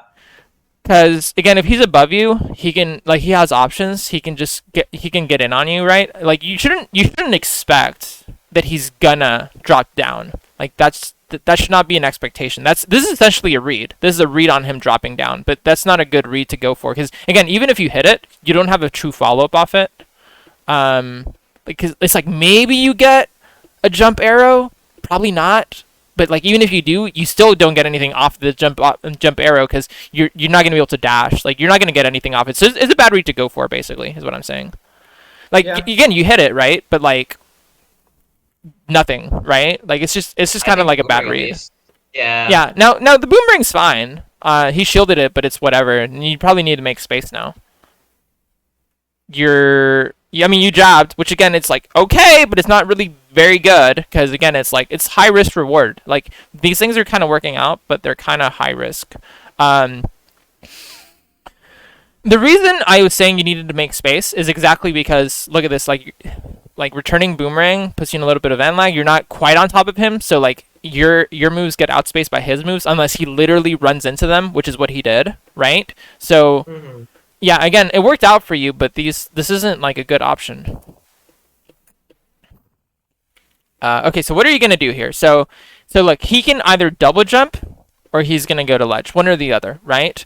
Um, in either case, you don't have a true follow up. Like you don't have anything that you can immediately hit him with because you're too far away.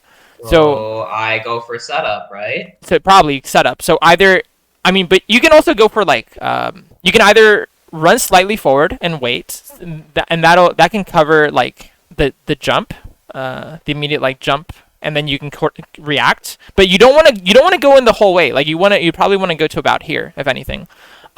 You can run forward and then you can do setup like boomerang or bomb. But yeah, it's gonna depend on what he does. But the point is, you don't want to like go like full gung ho. You want to like kind of wait and see what he does, and then do setup. Okay, so you Okay, pull so I out have a bomb here. question. Yes. How do I choose between the setup of projectiles and the setup of movement? What are like? How do I choose between the two? Okay, yeah. So the way that I think about it is that's a really good question by the way. It's very tricky to answer, but there's multiple things that you're going to have to take into account, and I'll try to use this as an example. Okay, you're going to have to take into account um how do I explain this? Sorry, let me gather my thoughts for like a minute.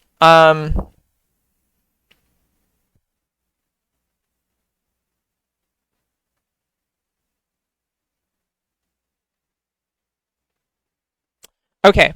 So here's the thing. The reason I suggest movement in this position is because he has he only has two options. You know exactly what those two options are, and when you are here, you can cover both of those options fully. Okay? If you choose to just do setup over here, then you are really only covering one of the two options. So it has to do basically with distance. And it has to do with again like his options. So here's the thing. You pull out a bomb here. Now pulling out bomb here covers a low recovery from him. It covers him going to ledge because you're gonna have enough frames to pull out bomb and then use bomb. But it's not going to cover a jump in because when he does a jump in, right, a double jump in, you're gonna still be in end lag from pulling out bomb, and he'll basically be on the ground, and you'll be back in neutral. You'll be back in neutral with a bomb, but you'll be back in neutral, right? Right. So if you use this time when he's in hit stun, like again, so you knew he was in hit stun, you knew he's over here, and you knew he has to either double jump or upbeat to ledge, right? Like double jump on stage or upbeat to ledge. Like those are his two options. If you run here before you do setup, then you can cover the jump in. Because here's the thing: if you run in here and you see that he's jumping in, then you can either go for like a fire arrow to cover his landing, or depending on how high up he is, you can go for a boomerang to cover his landing. You could theoretically also go for like a nair or forward air, but nair and forward air are going to be less safe because he has his back turned to you and he could back air you. And back air is very good against both forward air and nair from us. So it's an angle thing, right? Like his falling back air is pretty good against our like nair and forward air. So basically,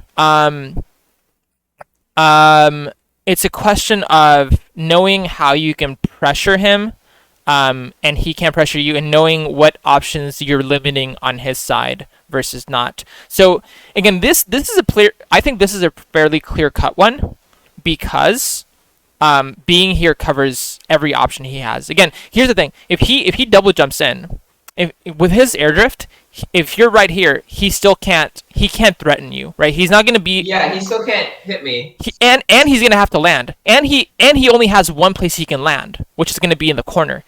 And because he only has one place he can land, which is gonna be in the corner, you're gonna have the ability to grab, you're gonna have the ability to fire, you're gonna have the ability to boomerang, and those are all like no commitment options for you that cover his landing for free.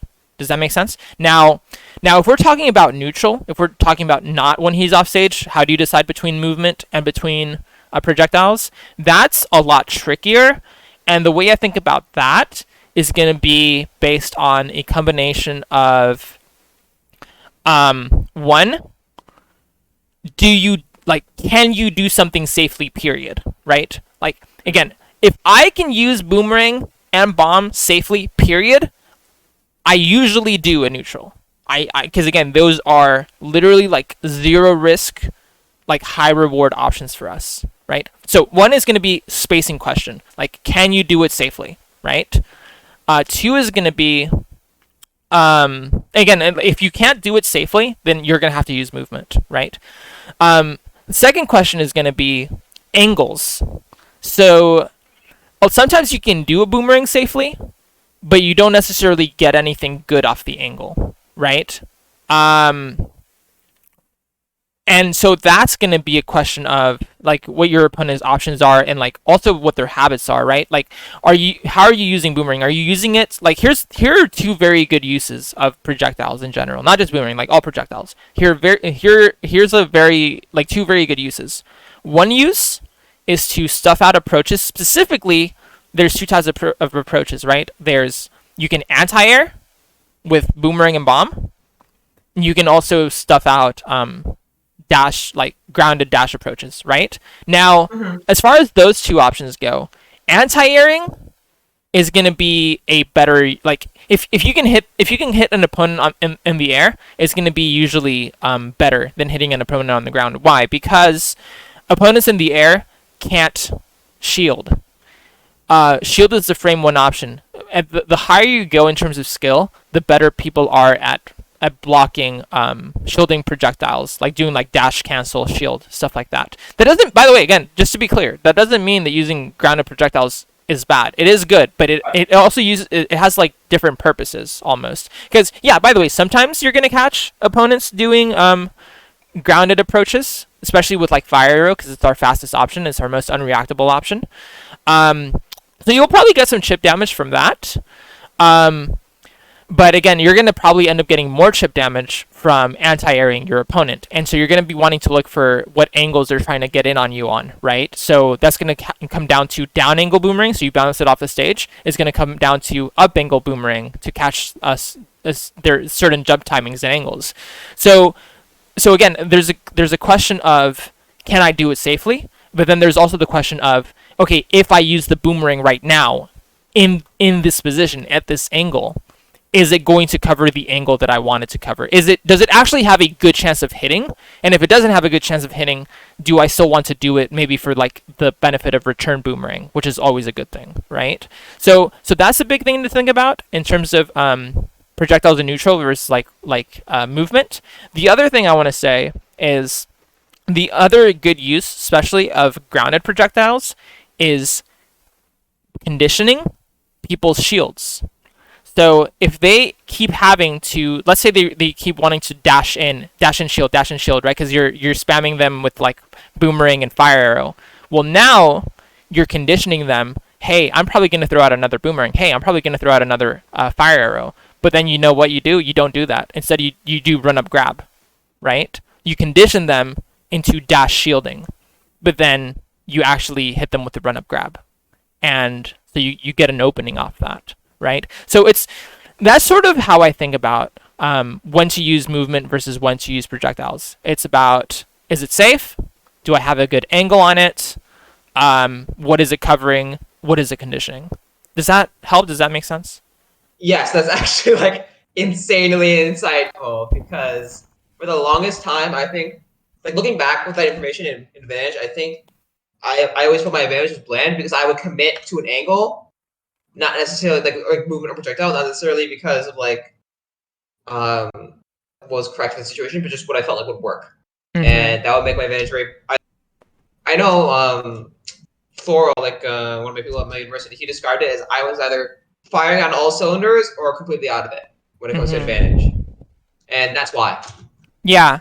The last thing I want to say is I think this is going to be a good example of sort of explaining what I mean by not only can you do it safely, but does it cover the angle that you want it to cover. If you, let's say you're an FD, right? And let's say your opponent is like at a mid range. Maybe they're not super fast. Maybe it's like like a Shoto. Let's say it's like a Ryu or a Ken or something, right?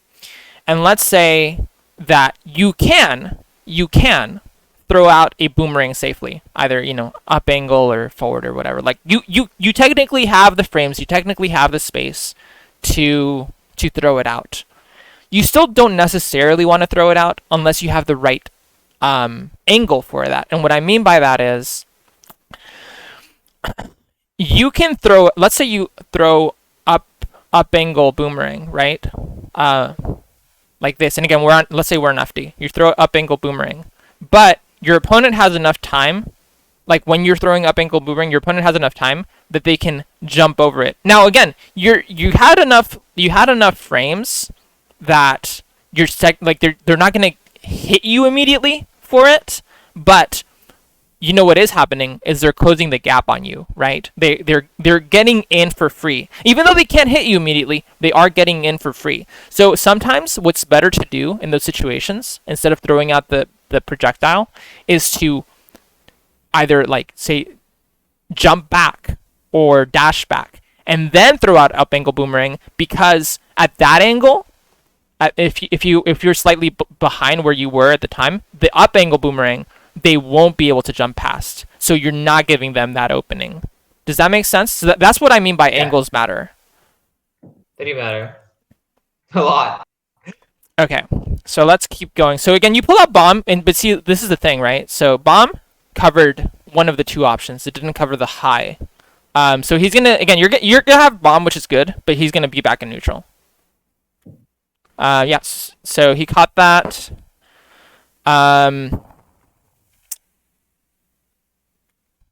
I want to see this. So he caught that. And so here's the thing, right? You throw a bomb, which is good. And yeah, he catches it because he's a good player. But here's the thing. Here's something really important. You're not doing anything after the bomb throw.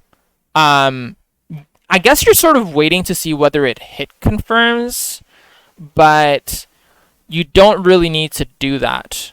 You can actually just, like, again, he's not close enough to hit you with anything. Like, whether he stays here or whether he keeps drifting back, he's not close enough to hit you with anything.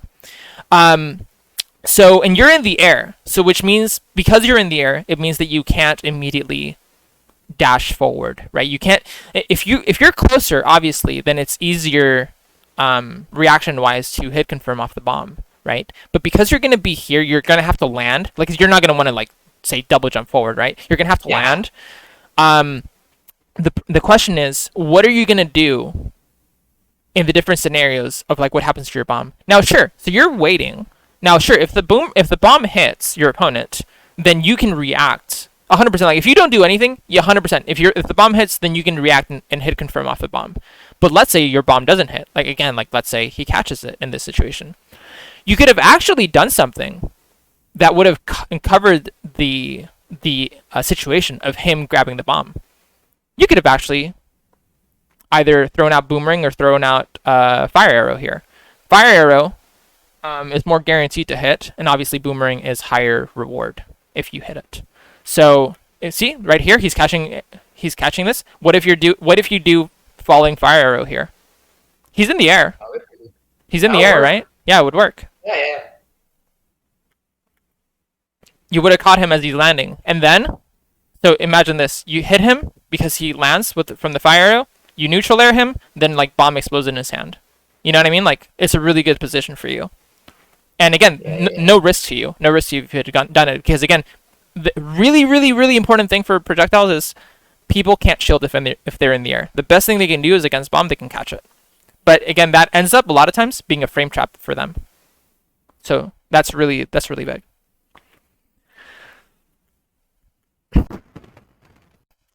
You go forward, and it's okay.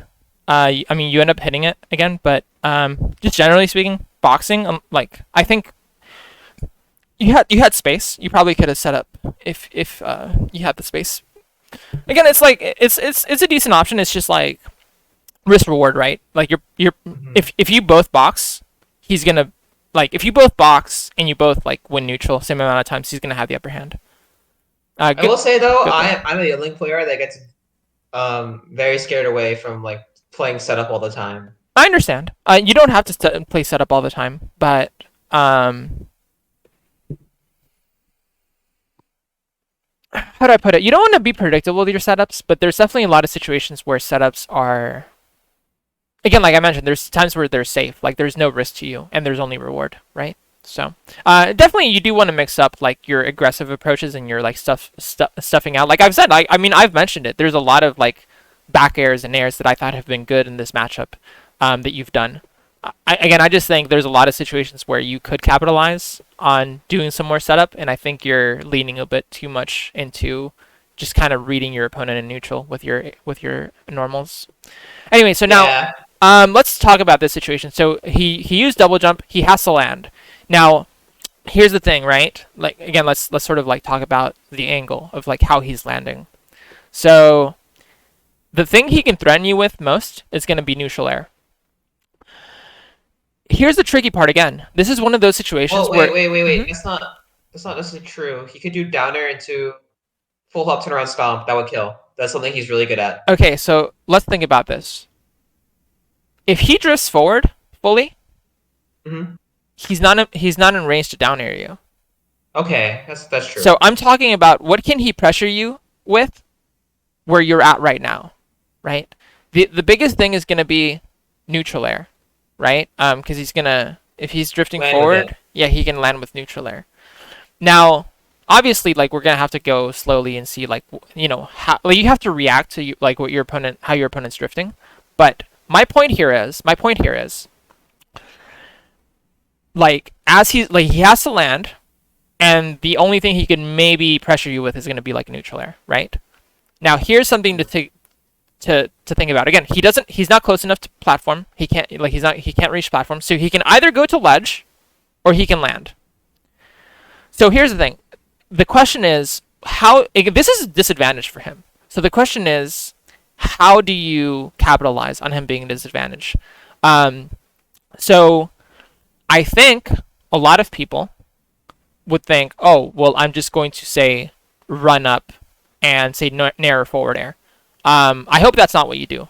And maybe even if it works out, I hope that's not what you do. Because, again, you have other options which are safer, which are like guaranteed, actually, like reward, like what's it called, like neutral ones that don't rely on you essentially going for a read. Because here's the thing: if you dash up, jump, neutral air or forward air, that's going to lose to him doing fall neutral air against you because of the angle.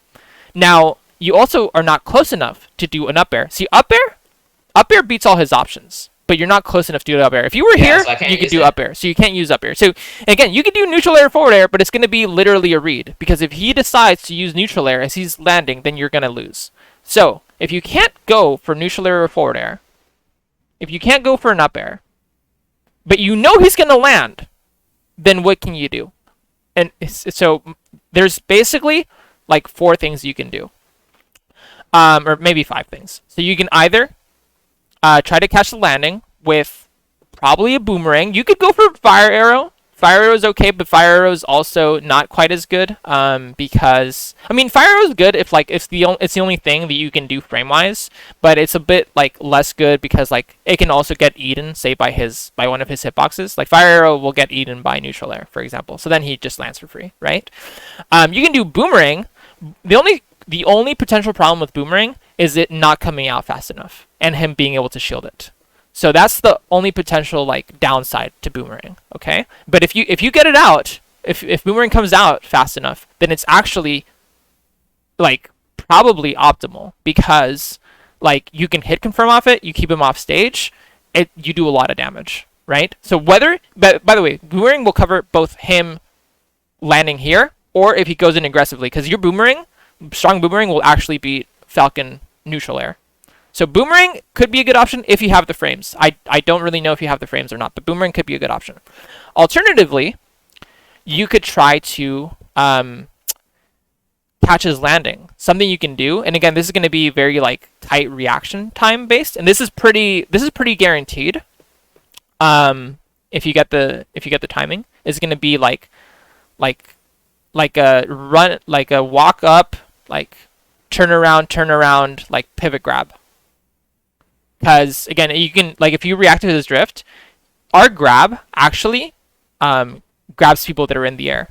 So like if he's still in the air, we can actually hit him with grab. We can also obviously hit him with grab even if he air dodges. We can also catch him with grab even if he empty lands. Our grab will outrange and like it will outrange all of his options, especially our pivot grab. It'll outrange all of his options and it'll cover basically every option. Now the only thing with the grab is it's like it can be a little bit tricky and it's obviously more committal and I guess there's one option he could do against grab, which would literally be to like directional air dodge past. That's the only thing. That's literally the only thing he could do, which would like get past grab. And at that point it'd probably just be a reset to neutral. I was going to ask, this would be a situation where Rising Zare actually has like decent rewards. Yeah, you could do Zare for sure. He would have to go to the ledge. I mean, yes. That's why it's good. Yeah, you could do Zare. I fucking hate Zare. By the way, you're 100% right. You could do Zare, and Zare is probably a pretty decent option. Listen, 100%. I know. I fully support you not recognizing Zare because that move doesn't even hit half the time. Yeah, and then if you whiff it, it's like I want to die. By the way, here's the thing. I want to say this. Zare has its place in optimal Young Blink gameplay, but it's one of those moves where like whiffing with Zare is so bad that I would just rather not even use it. Like it's a move you use to fill the hole when you see the situation, not to play with and force. But that's hard to manage mentally. Yeah, so exactly. It's just like better to not use it. It's because we humans work better with black and white, so it's better just not use it at all. And yeah, that's basically. How we get most of the gameplay. Yeah, 100%. So anyway, so yeah, Zare would also like be good, but it's like it's there. You know what I mean? It's like yeah. So anyway, so you could grab. Again, so grab, you could go for the boomerang, or you could also try to, and this is going to be trickier, but it's also like higher reward. You could try to react and space around his drift, and try to space around his possible like landing nair, so that you can, like, you're going to have to do like dash, you're going to have to like time your dash basically, and this is going to be tight, but it could be really, like, it would be really high reward if you hit it. You could like dash at the right time to cover his landing to do like a down tilt. Alternatively, you could try to fall on him. So like he's falling, you could jump, and then at this angle, like a parabola, at this angle, you can go for like a falling like nair is going to be the easiest. You could also try to go for a falling forward air. That's going to be a lot tighter, a lot harder. But again, you could do obviously get to drag down forward air, down tilt, etc. So some of them are harder execution wise, right? So like the harder execution wise options are going to be forward air. It's going to be time your dash for a down tilt. It's going to be the like double turnaround pivot grab. But those are all, pivot grab is like medium reward. You're probably gonna get like a down throw up air, right? The forward air is gonna be like high reward if you do like a drag down. Nair is gonna be like medium reward, but it's gonna be very easy, very like safe, right? And again, boomerang is gonna be like medium to high reward if you can hit it, right? And it's also gonna be very safe. So a lot of options, right? A lot of options. Some of them are guaranteed, basically, or near guaranteed. Again, like grab is literally loses to like, then quote unquote loses, right? Like grab goes even with directional air dodge and beats everything else if you can. But again, like harder to execute, right? But anyway, it's just something to think about. It's like this is disadvantage, and there's a lot of different things you could do, and there's different like risk rewards that you get off it, or different rewards that you get off it. But it's also going to be like different risks in terms of like how difficult the execution is. Does that all make sense? Yes. Okay, so let's see what you do. So you're jumping in. Look. Oh, do you remember the thing I said of I hope there's one option you don't do, right? Which was I had a the feeling when you said that, like you should be ready for disappointment. but here's the thing though. The reason I know is because I've been there a million times myself. I know. And see that's exactly the point of like me trying to explain these options. I know because I've been there. Same as you have. I know that the run up jump nair or forward air is basically a read because of the angle. It looks like it's free, but it's not free because of the angle, because of his hitbox. So keep in mind these again, because I think this situation is extremely common. I see it with most players. I see it all the time. It's extremely common. So now keep in mind these other options you could have had. So by the way, you know what he did? He did approaching neutral air. If he had done boomerang in place here, he would have eaten a point blank boomerang to the face. You could have done like boomerang into like fire arrow into like down air. Wouldn't have killed, but would have done a lot of damage, right? So boomerang would have literally beat that. And again, even if he didn't do that, it would have either hit him or made him shield at ledge.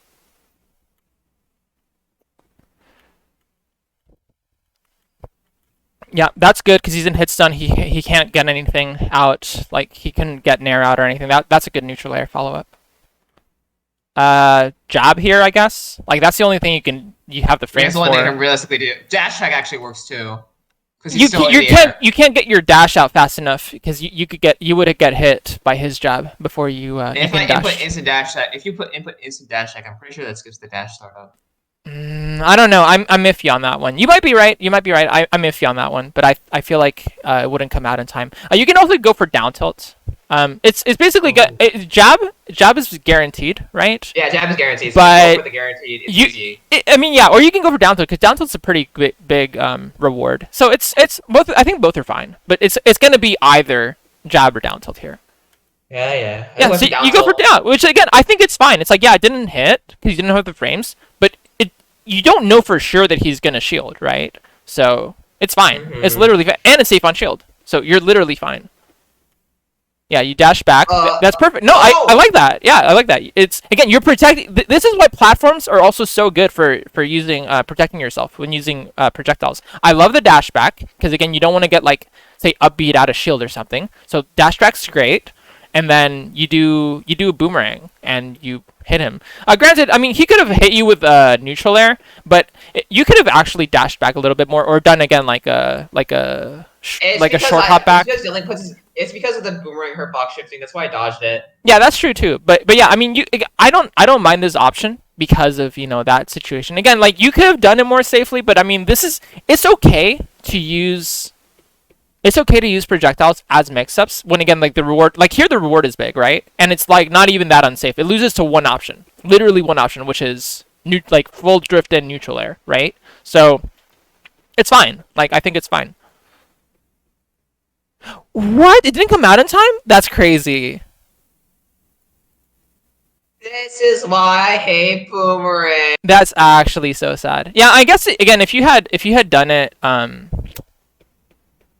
if you had done it like I said, like short hop back, it would have been fine. Though also, this That should would have been 51%, man. That would have been 51%. yeah. Isn't hard throw boomerang like not very minus on shield? It's -4, but it's like the youngling player Yeah, thing where it's like it's -4. -4. It's -4, but because I'm so used to doing rank fair like every other youngling, we always buffer stuff after the boomerang because we want to get follow-ups. So it's like the bad habit. Yeah. Because yeah, he grabs you. That's like frame because he's in hit I stun. could spot dodge that, yes. You could have also jabbed it. You could have also nared it. Exactly, that's the point, right? Like I'm just skipping steps there. Falcon smash ultimate frame data. Because his grab is frame. It would have been frame 8 because you have to add 2 frames of lag when what's it called? When something hits shield.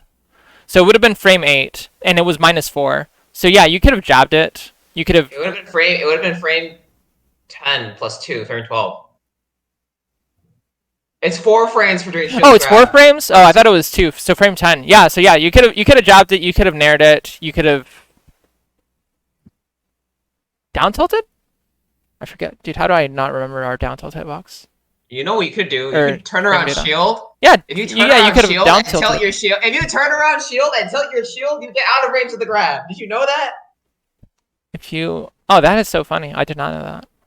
But it's like so pointless. Yeah. Anyway, that is very funny. But yeah, you could have spot dodged. You could have jabbed. You could have nared. You could have down tilted. So there's a lot of things you could have done. Yeah, just recognition, I guess, of it hitting shield. Okay, that's fine. He's in. By the way, here's an end lag right here. If you react instantly, you can do a double jump neutral air. Or just be like, fuck it, ASA. Just kidding. He went for you missed it. Yeah, I mean he went for a hard read. You missed the drag down forward air spacing, which I guess you were scared of getting hit by the forward air or forward smash. I don't blame you. Okay, I don't like doing fire arrow here in the corner very much. Yeah, air on the corner is very like at this situation not good. Yeah, so you basically have to. There's 2 things that I do here, generally speaking.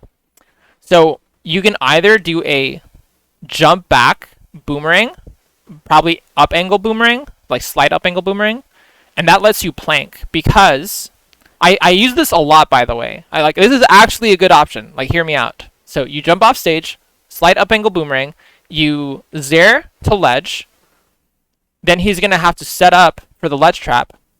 You're gonna go up, grab ledge, right? Returning boomerang, baby. Now you can jump. Returning boomerang's gonna hit like he's gonna have to shield because returning boomerang's gonna hit his shield, and you can just jump past. Trust me, it's good. Anyway, so if you're not gonna do that though, then you can just try to force your way out with like literally just running past and doing like a neutral air or something, which Okay. risky, but like you don't really have great options here when you're in the corner. So we'll see. Okay, yeah. So this is good too. You reacted to him, like basically just jumping in place. I definitely did not react to that because that's a boomerang after an arrow. That's 27 frames startup. There's no way I could have accounted for Falcon doing up air there. That was entirely just a read. Okay, well, okay. Let me say this: because he jumped, then this boomerang is good. Yes. Yeah, because now he can't get in on you, and you're going to be able to get out of the corner with this boomerang. Or not. This fire arrow is sus. Does it work? Okay, Yeah. it does work, but it's sus. Yeah, it is. That doesn't even. Oh, that did hit. Cool. That's good. I like that boomerang, honestly. Yeah. That arrow's not good. Yes. That's in the habit. You know how many times Ashton has told me that I just buffer projectiles? Yes. back No. to back? This is a buffered arrow. By the way, right here. How do I break the habit of like buffering projectiles like that? Do I just instead of like trying to not buffer projectiles, do I just think like do I just focus on like reacting to what they're doing instead of like buffering another projectile? Not necessarily. I mean, yes, sometimes, but not. It doesn't. Here's the thing. I mean, I have the habit for a reason, but it's like for most situations, I do want to just react after throwing a projectile and adjust. No, 100%. You don't have to though. And again, I think about it in terms of risk reward and in terms of setup. So here's the thing. So look, you have look at this, look at this. So you have down angle boomerang. Okay. He's not close enough to pressure you with anything. You don't now here's the thing. You have boomerang out, which is very good. Returning boomerang protects you from a lot of stuff, right? Um Here's the thing. You just the same way that he can't pressure you immediately, like he can't just like jump at you immediately, you also can't do the same for him. So I see a lot of young link players that are like, oh, I don't want to just like buffer fire arrow after this, so like I just run in? It's like, no. By the way, why don't you just pull out bomb here? Like you can literally like jump back, pull out bomb. Like it's Hmm. a buffer. It's a buffered projectile, but it's a buffered projectile that gives you more setup. Um, do you know what I'm saying? Like, by the way, even if you do like fire arrow here, you can do fire arrow, and it's pretty safe. Now you're probably not going to get much out of it though, because I mean, fire arrow at this distance is like very reactable, right? So he's probably going to jump or whatever, and now again you're still going to have like returning boomerang to protect you, but like that's it, right? And but think about this, right? If you pull out bomb for free here, like do you agree with me? The bomb is a very very very good item. No, Okay. honestly, I think it's average for an item, and in the context of Youngling's kit, it has its role and it has good follow ups. It's good reward, but the item itself is not very good. Like the reward it gives is good, but there's a lot of flaws with it.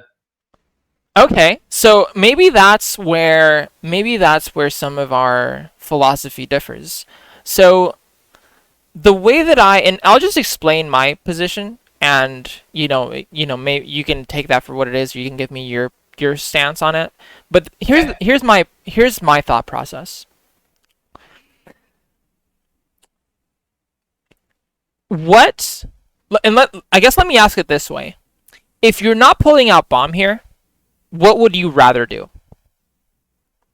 In this specific situation, Yes. one of two things. I would rather drop to the platform and then play to see if he jumps. If Falcon's going to jump and then land with an aerial from this position, I'm going to look to intercept the landing. If he's going to just drop the platform, and if I'm going to drop to the platform, then I'll look for an arrow. But so it's like it depends on what he does either way. The safer option here, it would be to pull a bomb. The risk is that if he approaches immediately, I lose. But if he doesn't, then I have a second projectile to work with. So that's the first part of what you said there about him approaching you loose. That's actually not true. Like so so again, like let's say you do a short hop back bomb pull. You're like right here at the edge of the platform. Where is he going to be at that point? He's He's going not to going to be be next to you. center. He's going to be center He's going to stage. be center stage. Okay. You're still going to have returning boomerang coming back, right? And you're going to Mm-hmm. what? Drop down through the platform. Returning boomerang's coming back. What's he going to do? He's going to like he has to deal with returning boomerang, and you have bomb in hand. What's he gonna do? Like, is that a losing position for you? I would say so because you're back to the corner and he has center stage. And like even if you have the even if he has boomerang behind him, and even if you have bomb, you don't really have you still have to respect more Falcon's burst range, which is like 60% of the corner space between like the corner and stage center stage.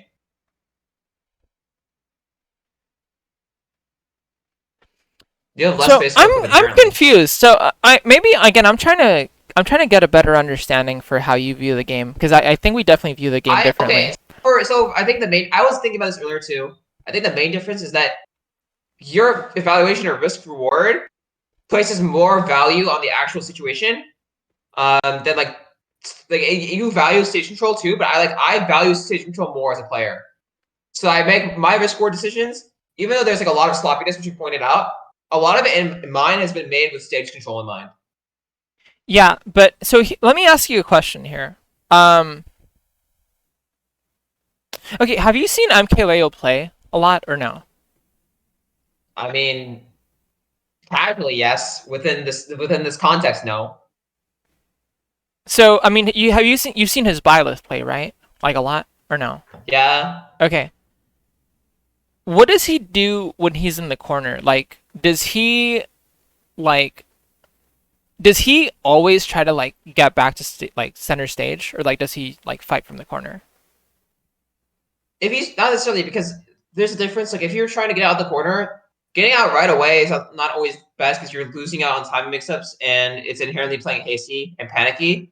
So like playing out of the corner like that, fighting out of the corner, it means you're giving yourself like space in the corner, and by doing that, you have more opportunities to play patient. And that's Sure. not necessarily as like losing as the alternative, which is like yes, if you have stage control, that is good. But it's like the alternative is getting stage control through panicking or like doing haste options, which is risky and punishable. Okay, yes. So I think that's a fair point. Now, what I'm trying to get at, what I'm trying to get at though is now, does MK Leo win a lot of neutral interactions from the corner? I mean, is that disadvantage or is that neutral? Because like I would say he wins disadvantage. But if that's classified as neutral, then yes, you would be right. Right. So the point that I'm making, and because by the way, so here's sort of the point that I'm trying to make too is Okay. there's 2 points. One is you being here, you're not in the corner. Like that's not the corner. You have a lot of room. Like you still have more. Like you're not actually in the corner. Like being in the corner literally means being like back to the wall. Like you don't have like movement or like mix up options. Being on this platform, being on side plat, you're not in the center of the stage. But that's essential. Like that's a type of stage control. You're not actually in the corner. And so that's point number one. Point number two is playing from the corner is not always inherently disadvantageous. It can be, but there's a lot of things you can do. There's a lot of matchups. There's a lot of situations, setups where you can actually win neutral from the corner. Whether you want to consider the corner, like again, like my point is, it's not inherently disadvantageous. Um, Here's the thing: being in the corner with returning boomerang and with a bomb is different than being in the corner with nothing. It's very different. It's And very different. and also being here on a side plat is not the same as being in the corner. Being in the very center of the stage is not necessarily better than being on a side plat. Like center stage does not have to be you are literally in the center of the stage. Stage control is about having angles again, essentially. It's about what options can I pick against my opponent that are likely to work. And yes, obviously stage control, having room to do more mix-ups can help with that, but it's not like black and white, because actually a lot of times when you're in areas where you have a lot more like mix-up room, that is also often areas where your opponent has more mix-up room. So and I want to give a very easy example of that, actually, is we're talking about center stage. Let's say that you literally, so after this boomerang, let's say you literally are like, I want center stage. So you drop down and you go to center stage. You are in the middle of the stage. Is that actually a better position for you than being here? I would argue that in many ways it's not. Why? Because your boomerang now is going to have a much different returning trajectory. So it's going to be, your boomerang's going to go to about here, and now it's only going to go back here. You're going to lose a lot of angles in a lot of area where returning boomerang would usually protect you, right? Also, let's talk about like how you are pressuring your opponent and how your opponent's pressuring you. You're like, okay, I have center stage, right?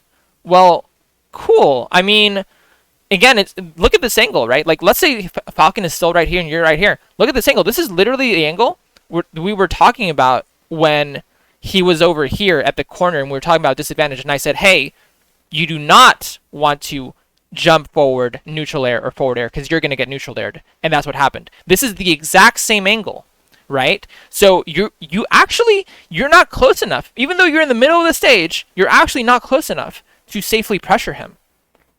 And actually, you know what else? He actually will have a good angle at approaching you. His back is turned. He can literally jump back, like short hop back air, boom. Now, sure, you can shield the back air. You can obviously like run back, right? You can like Yeah. there's a lot of things you can do, but in terms of immediate pressure, he has a safe on shield back air that you cannot contest because you're not close enough to do an up air, and your other hitboxes lose. So having being like center stage, like literally dead center stage, is not inherently advantageous. At least not inherently more advantageous than other positions of the stage. So I just want to anyway. I just wanted to get that like idea out there as maybe like something for you to consider. Yeah, Cause it's that it's not yeah, it's not necessarily black and white. Like I if like really if we're going off angles, that sometimes center stage is not necessarily giving me good angles, and sometimes in what I would call disadvantage, which is like slightly less stage control, I would have good angles to work with. exactly. Yep. So so that this is like transforming my understanding of game states to a more dynamic view, as opposed to like black and white was like, oh, just stage control, like Ex- are you in the air or not, or am I on the ground? It's more yes. like more of the nuance, like looking at the angles, the timings, the moves I have, matchups, risk reward, Hmm. um, neutral stack. There's like it's very dynamic in that a situation that was previously labeled as disadvantage could be neutral in the next game, like or Yes. game two or something. That could be my neutral for the next game. It is not necessarily the same position that's the same state. Exactly. Yep. So, anyway, now I just wanted to say, again, there's a lot of things you can do here. There's a lot of things you can do here. And so I wanted to like my default as a player. And by the way, I'm not saying this is the answer, but I'm saying this is, I think, from my experience, a good answer is to take out bomb here. Bomb, I think, when used correctly, I think personally, it's a very strong tool in most matchups, and certainly I think it's a strong tool in the Falcon matchup. The way that I use bomb in neutral against Falcon is to stuff out his approaches and to pressure his shield. It is an extra projectile that is very safe to use. The only thing you have to watch out for bomb is that he doesn't like that you don't throw it out when he's too close, because then he can just extend his hitbox and like while grabbing bomb, right? So like if he does like an aerial that hits you while he grabs bomb, or if he does like a dash attack that hits you while he grabs bomb. That's, I think, the biggest thing that people have to be careful of with bomb. The other thing too with bomb is it can seem like it's useless, like if you just throw it away. But bomb is arguably the best tool to anti-air approaches than any other tool that we have. It's better Mm-hmm. than fire arrow. It's better than boomerang. Why? Because you have a lot. One, it's a lot faster. It's frame 7 to throw bomb. Two, um, you can throw bomb out of shield with no shield drop frames. Three, um, you have a lot more dynamic control over where to throw bomb. You can do down throw bomb, you can do up throw bomb, you can do rising bomb, you can do falling bomb. You have a lot of angles to work with. Also, unless they grab it, like bomb beats every hitbox unless it's a super giant disjointed hitbox, which Falcon does not have. So if Falcon gets hit, like Falcon will take damage if like bomb is going his way and he doesn't grab it. By the way, even if he does grab it, a lot of times, like we saw earlier when he was coming back to you when you threw bomb, it sets him into a frame trap. Sometimes he can grab it and he still loses for grabbing it. Yeah. So I personally think bomb is super good. The biggest problem is having the opportunity to take out bomb safely, in my opinion. If I could have a bomb at all times, I would. Like, I think bomb is OD. Um, but again, now that doesn't mean, again, and I just want to clarify, that doesn't mean that bomb here is always going to be like the holy grail, right? Like, there's other things you can do for sure. But again, I personally think bomb is such a strong, safe neutral tool that like there's really not a reason I wouldn't want to do it unless I have a clear opportunity or a clear reason to do something else. So here's the thing. I'll give you one example. Like if you are fishing for a kill, I guess you could say, well, maybe bomb, like bomb's okay, but like is bomb you can fish for a kill without bomb for sure, right? So like especially if you're trying to get like a quick read on his movement with like an up air or a neutral air, sure, maybe you don't throw out bomb. I mean, bomb can hit confirm, right? It can kill confirm, but you don't have to you don't have to take out bomb if you're looking for a kill, right? Um, Especially again if you're trying to get like a quick read on movement. Again, also if your opponent's too close, then yeah, bomb's unsafe. There's probably something else you want to do, right? If you have a read on his movement that he's gonna like get hit by something that's like a higher reward, then sure. But here's one of the things though, and that's why I sort of asked like, okay, what would you rather do instead of bomb? So one of the things you mentioned was fire arrow. Well, fire arrow's fine, right? You're gonna do 3% for hitting it, and you're not gonna hit confirm off Yeah. it. So like it's okay, but like is that? Do you know what I'm saying? Like I value bomb more than 3%, right? Um, So it's a question of what do you value. The other thing you mentioned was, well, okay, I want to maybe react to his approach, right? Which yeah, could you should react to his approach, but then the question is again, what options do you have to react to his approach? And again, in my opinion, if you drop down, you go center stage, you actually have less options to react to his approach because your returning boomerang is going to do basically nothing. You're not gonna have a bomb that you like his bomb again. You can like whiff punish. You can like short hop back, throw for throw bomb. If he tries to approach from the air, you can up throw bomb to cover certain angles. Like it's about limiting your opponent's options so that you can checkmate them, right? So if you're just saying, hey, I just want to react to their approach. Well, yeah. Well, how are you going to react to their approach? What is going to be their approach? Like I mentioned here, here was one example I mentioned. If you're right here, he short hops back airs you. How are you going to react to that? You actually don't have any options to react to that. I mean, at least no safe like or true options, right? Wait. To cut the tangent short, what I'm getting is that bomb, because I don't like bomb because it doesn't limit options, right? But bomb gives you more checkmate situations, Well, yeah, it does limit options. right? It's a question of it. Well, I know, Yeah, but like it's better at giving more checkmate situations because it's an item that you can throw and then combo off of. yeah, yes. So yeah. Anyway, I'll stop my rant. But my point is, yeah. There's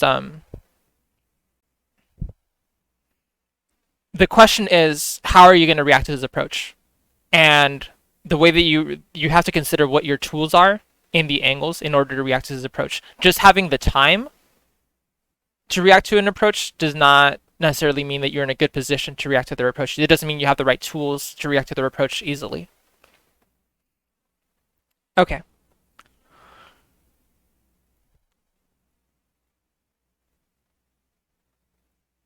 Yeah. That's how I wasn't confident in the follow up, so I took the setup. But Yeah. then I I like got the off. setup, but yeah, that you buffered the fire arrow after, which is not good. Like right here, you shouldn't buffer fire arrow. I would again, what I would do personally is I would make space. You're in the awkward like dead zone where you're not close enough to like down tilt, you're not close enough to back air, right? You can down tilt. You can buffer walk up down tilt. Yeah, but it's not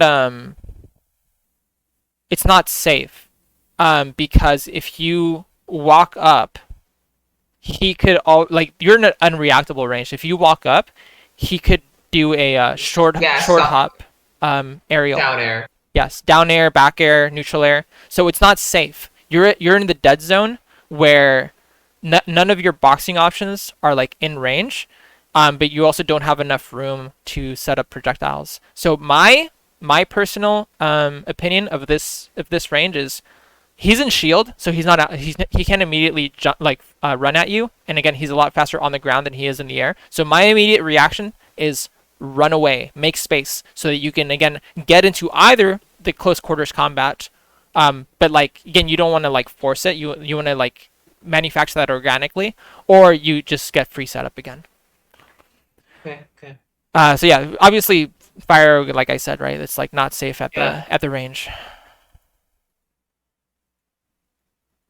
Yeah, he just read you there.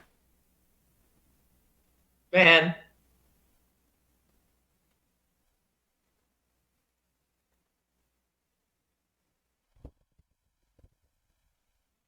Yeah. Ah,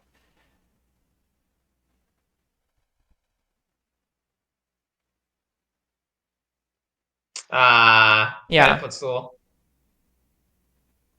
Well, this is where I'm starting to panic and fish for kills. Or the kill, rather. Yeah. Yeah. Yeah. So again, I mean, if I didn't want to like, I know we've already been like, oh wow, it's been like 2 hours. So Yeah. I don't want to like belabor everything. I mean, I don't know how much longer you You, want to you, you, I mean, that I was gonna say, like, after this game, I would like, if you just, we could like briefly go over game three so I can show you like what I was thinking I did right, game because game three. three was the one game. Yeah, that was the one game I won this. I almost won game four. I was about to make a comeback and then I SD'd. So I almost won game four. Uh, This is game four. do you want to watch game three real quick or what? Yeah, you can Okay. just skim through it. I just wanted to show you like how I counterplayed Okay. eventually. We can just watch it real quick then. Okay. This is game two. I'll. Oh. Wait, no, it was game two. It was game two, Oh, not game game three. two. Yeah. If Okay. you want to just skim through it to watch. Sure. So that was the true conversion. That was good. That's my go-to, honestly. Again, you're sort of you've gotten caught multiple times doing grounded option, trying to just catch his landing, but he's doing landing aerials on you that are like they're just safe. So you're going for essentially hard reads on catching his Yeah. landing. You don't have to do that. Again, I feel like in those situations, setup if is better. wait, one thing I noticed when I'm using boomerang to like reset if I can't get a follow up, I'm not moving when I do the boomerang. So it's like I'm doing setup, but like I'm doing unsafe setup. Yeah, that worked out for you, but also you didn't need to do that. You could have recovered low for free. That was Mm-hmm. a lot riskier, actually. Yeah, like that one, like that's a good example, right? Of like you did boomerang in place and you got punished for it. Mm-hmm. Yeah, that was checkmate, I think. Yeah, if a Falcon player doesn't land a stomp, Also, then they're actually just bad. so by the way, so Anyway. here's a situation, by the way, where he grabbed bomb, but again, that's because you threw bomb too close to him. When you throw bomb too close, it's very easy for them to just grab it. Man, I You wish it you have wasn't. you have to yeah you have to be farther away, in my opinion, usually when you throw bomb, because otherwise it becomes significantly worse as a projectile. I mean, just consider the fact that you're literally right next to them. They're probably just gonna buff and attack anyway. Exactly. Again, so you did Uh, fire arrow too close, and also you could have done a better setup. Like again, fire arrow covers literally fast fall empty land, whereas you could have done a boomerang or a bomb, which again are much stronger options. They're meteor, they cover more hitboxes. They lose they beat more hitboxes, right? They cover more space. So again, I think you default too much to fire arrow instead of boomerang, and again because you're doing because standing boomerangs. yeah, that's the issue. Ah, yes, the cheese. Yes, that is. I love that cheese. I will say though, I prefer fire arrow more because, like, if I'm always someone who feels like I have to like fight for my space. So like, if I do arrow a lot, it's gonna stuff up burst options. But like, that doesn't mean I need to use boomerang more to like actually set up, because fire arrow is not a setup projectile. Exactly. And again, like a lot of times, like boomerang will beat hitboxes that fire arrow loses to. Like boomerang beats Falcon Nair, but fire arrow loses to Falcon Nair. So you have to consider that as well. I mean, if you want to be technical, Falcon there could be both. But like, yes, at the timing at which Strong boomerang beats Falcon Nair almost at almost every true. point. Where fire arrow loses, boomerang wins, and where boomerang wins, fire arrow loses most of the time. That's like how I think of it now, because like it just seems to fit. I didn't dash there, so that's why I didn't kill. Again, by the way, right, you're letting him recover and you're not doing any setup while he's recovering. Like Well, you're yeah, just but like standing around. I'm just not doing setup. Yeah, Yeah. It's a missed opportunity. yeah, exactly. You're right. Okay, Yes. Sag. Oh, Yay. that's so funny. Well, Yeah, that was the one game I won, yeah. and So then the last one I almost made a comeback and I SD'd. again, I mean, so again, I think we probably wanted to wrap up, right? It's 2 hours. So Yeah. I'll give you again. This is look. I'm here to give you my thoughts and my experience, right? Your experience is good. What? Right. Are you trying to say it's not good? No, It's really no, good. no. My point No, is, I learned a lot. yeah, my point is like not like there are things which are like black and white and are factual, right? Like let's say whether a move beats out another move or like the frame data, like those are things that are factual. But a lot of what I'm trying to like convey, I'm not gonna lie, like there are opinions here, right? So you can take what I say with like a grain of salt, like consider for yourself whether you like it or not, and like Yeah. adjust it into your own gameplay. What my only point is, in my opinion, again, if I can give you my opinion of what you should change about your gameplay, I think you need to go for more setup. You need to go for more boomerang. You need to go for more bomb. Um, you need to stop going for as many hard reads on landing, which usually consists of a grounded option trying to catch someone's landing. With like when they're on space and they have a landing aerial that they can do against you. Mhm. Um, you need to consider like the angles and the ranges a bit more. Again, recognizing which angles you can actually safely pressure at and which angles you can't. Recognizing when someone is when you're not close enough for like close quarters combat, and it's probably better to like make space as opposed to like trying to just like go in and like box with like essentially hard reads, because we're probably usually going to lose that game against heavier hitters, like heavier characters like Falcon. So I think that's generally my opinion of things that you can improve. Those are things that I would change. Now, by the way, that second game, you did really good. You know with what? I mean, honestly, you were just like killing him a lot earlier. I mean, you were getting like really good combo setups, right? You were getting like the drag down forward air into down tilt into up B, right? And that's really good when you get it. But the things that I pointed out that actually like doesn't even, it's like unrelated almost, like a lot, like the things that you were doing with like on space fire, or like not doing projectiles, like that doesn't affect your ability to get like drag down forward air down till it's like up B. Like you're gonna get those setups anyway, you know what I mean? Like, so I think you can you were just better at finding them that second game, which I think was one of the big So things. tell me this. I know for a while lately I've been like struggling to close stocks a lot. Because I go back into like this hard nature, like the nature of like trying to hard read or like Hmm. playing to like playing to me as a player and like the opponent, but not necessarily like playing with my character in mind, like what you've been showing with like Riskboard and whatnot.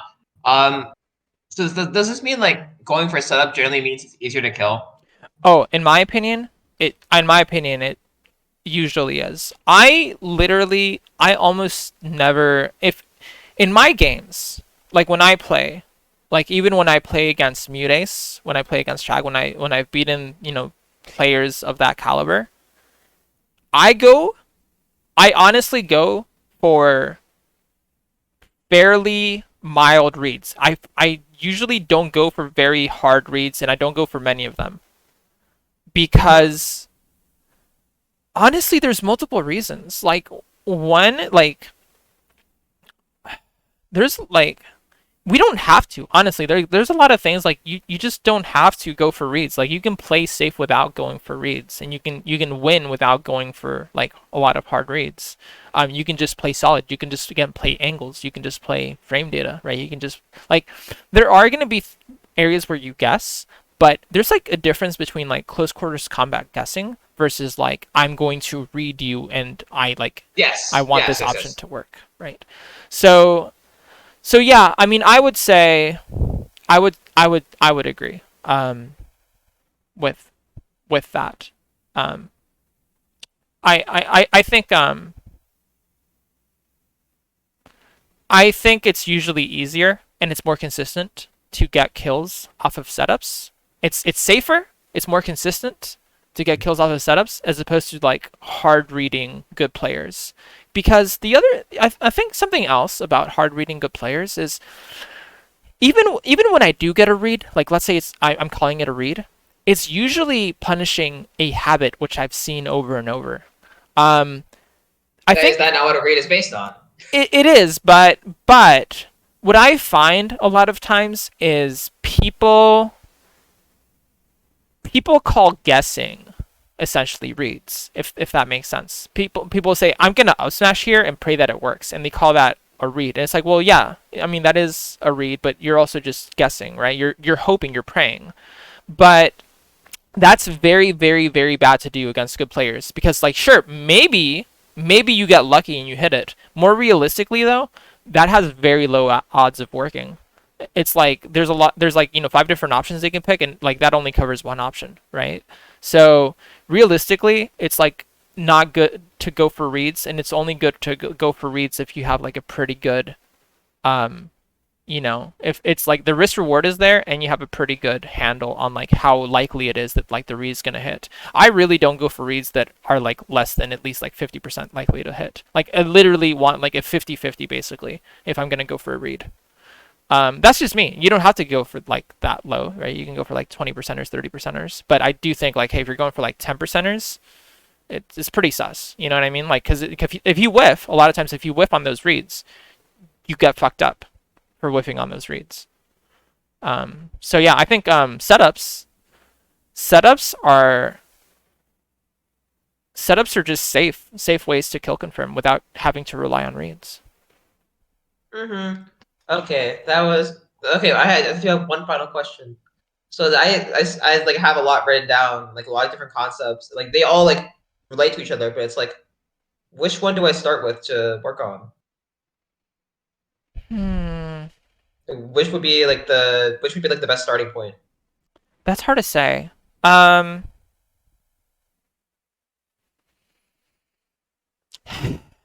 that's hard to say is the problem. Hmm. Should I just like focus on like experimenting with more setup and see what I get? You know what I would maybe work on What's that? if you have a practice partner. Here's the thing though, you need a good practice partner, otherwise it's Don't useless. worry, I go to Okay, college and play Smash. I can play a cool. lot of different practice partners offline.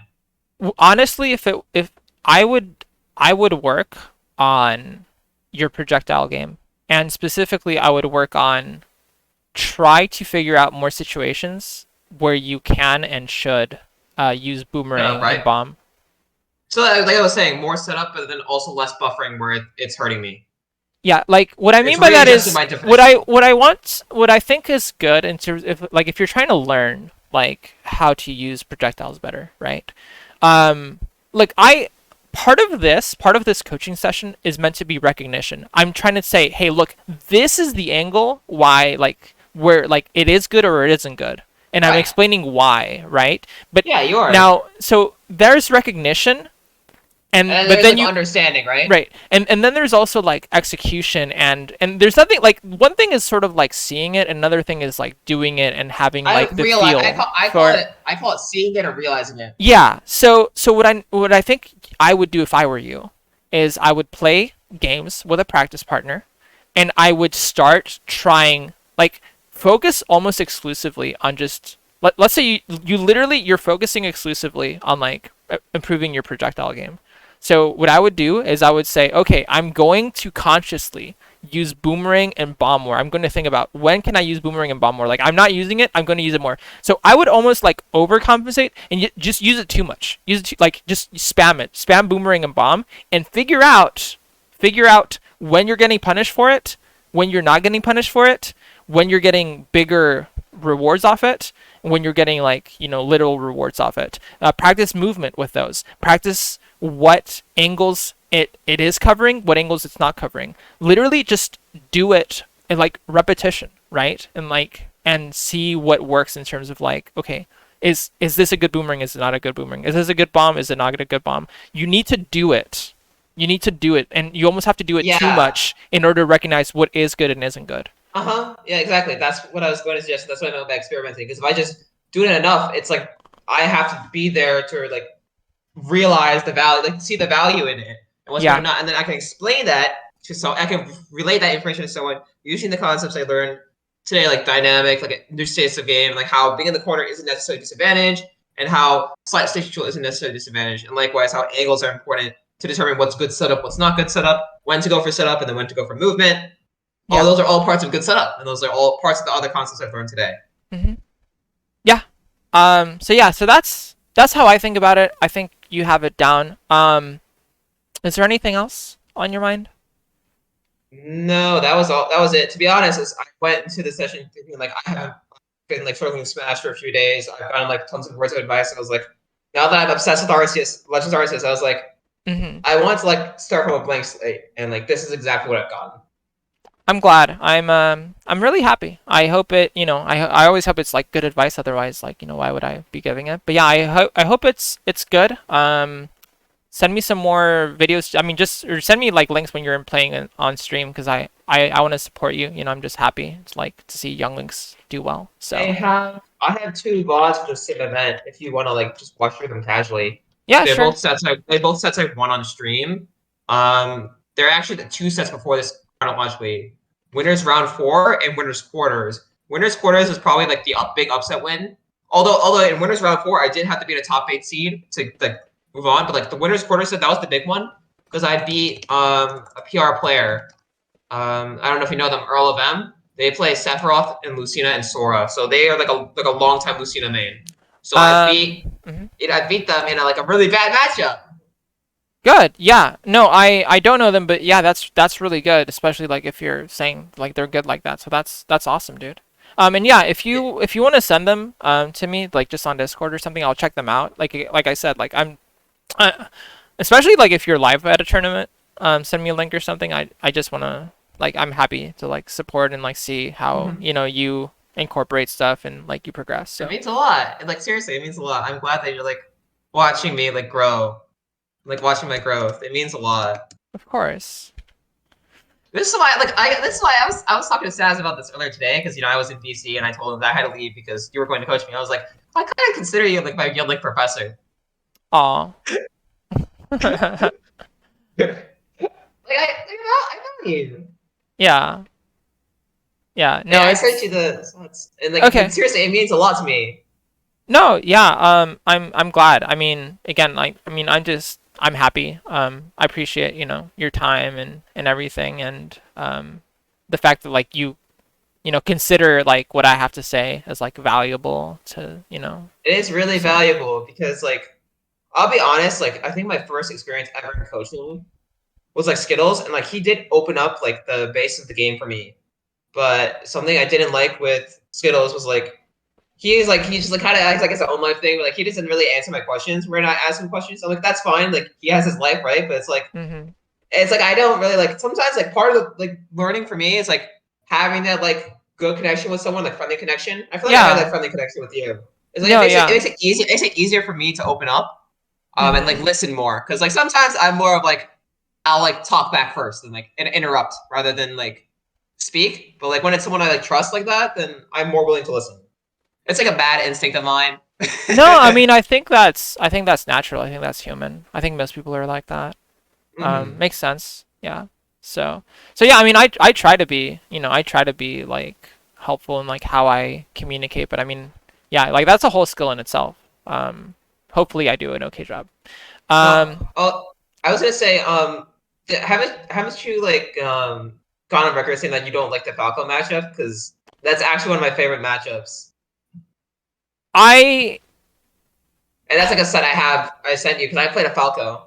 I think the Falco matchup is annoying. I don't It's a no, think yeah. it's I don't think it's bad. I think if they play optimally, it might be like minus point 0.5 or like something. Like it might be slight losing if they play optimally, but honestly, most Falcons aren't playing like that. Like, Okay, so I'm the opposite, where actually think we win against Falco, and it's like slight winning, but like it's a really comfortable matchup to play. For one reason, mhm. um, I hyperfixated on using Zare like 1 year ago, so I still use Zare sometimes.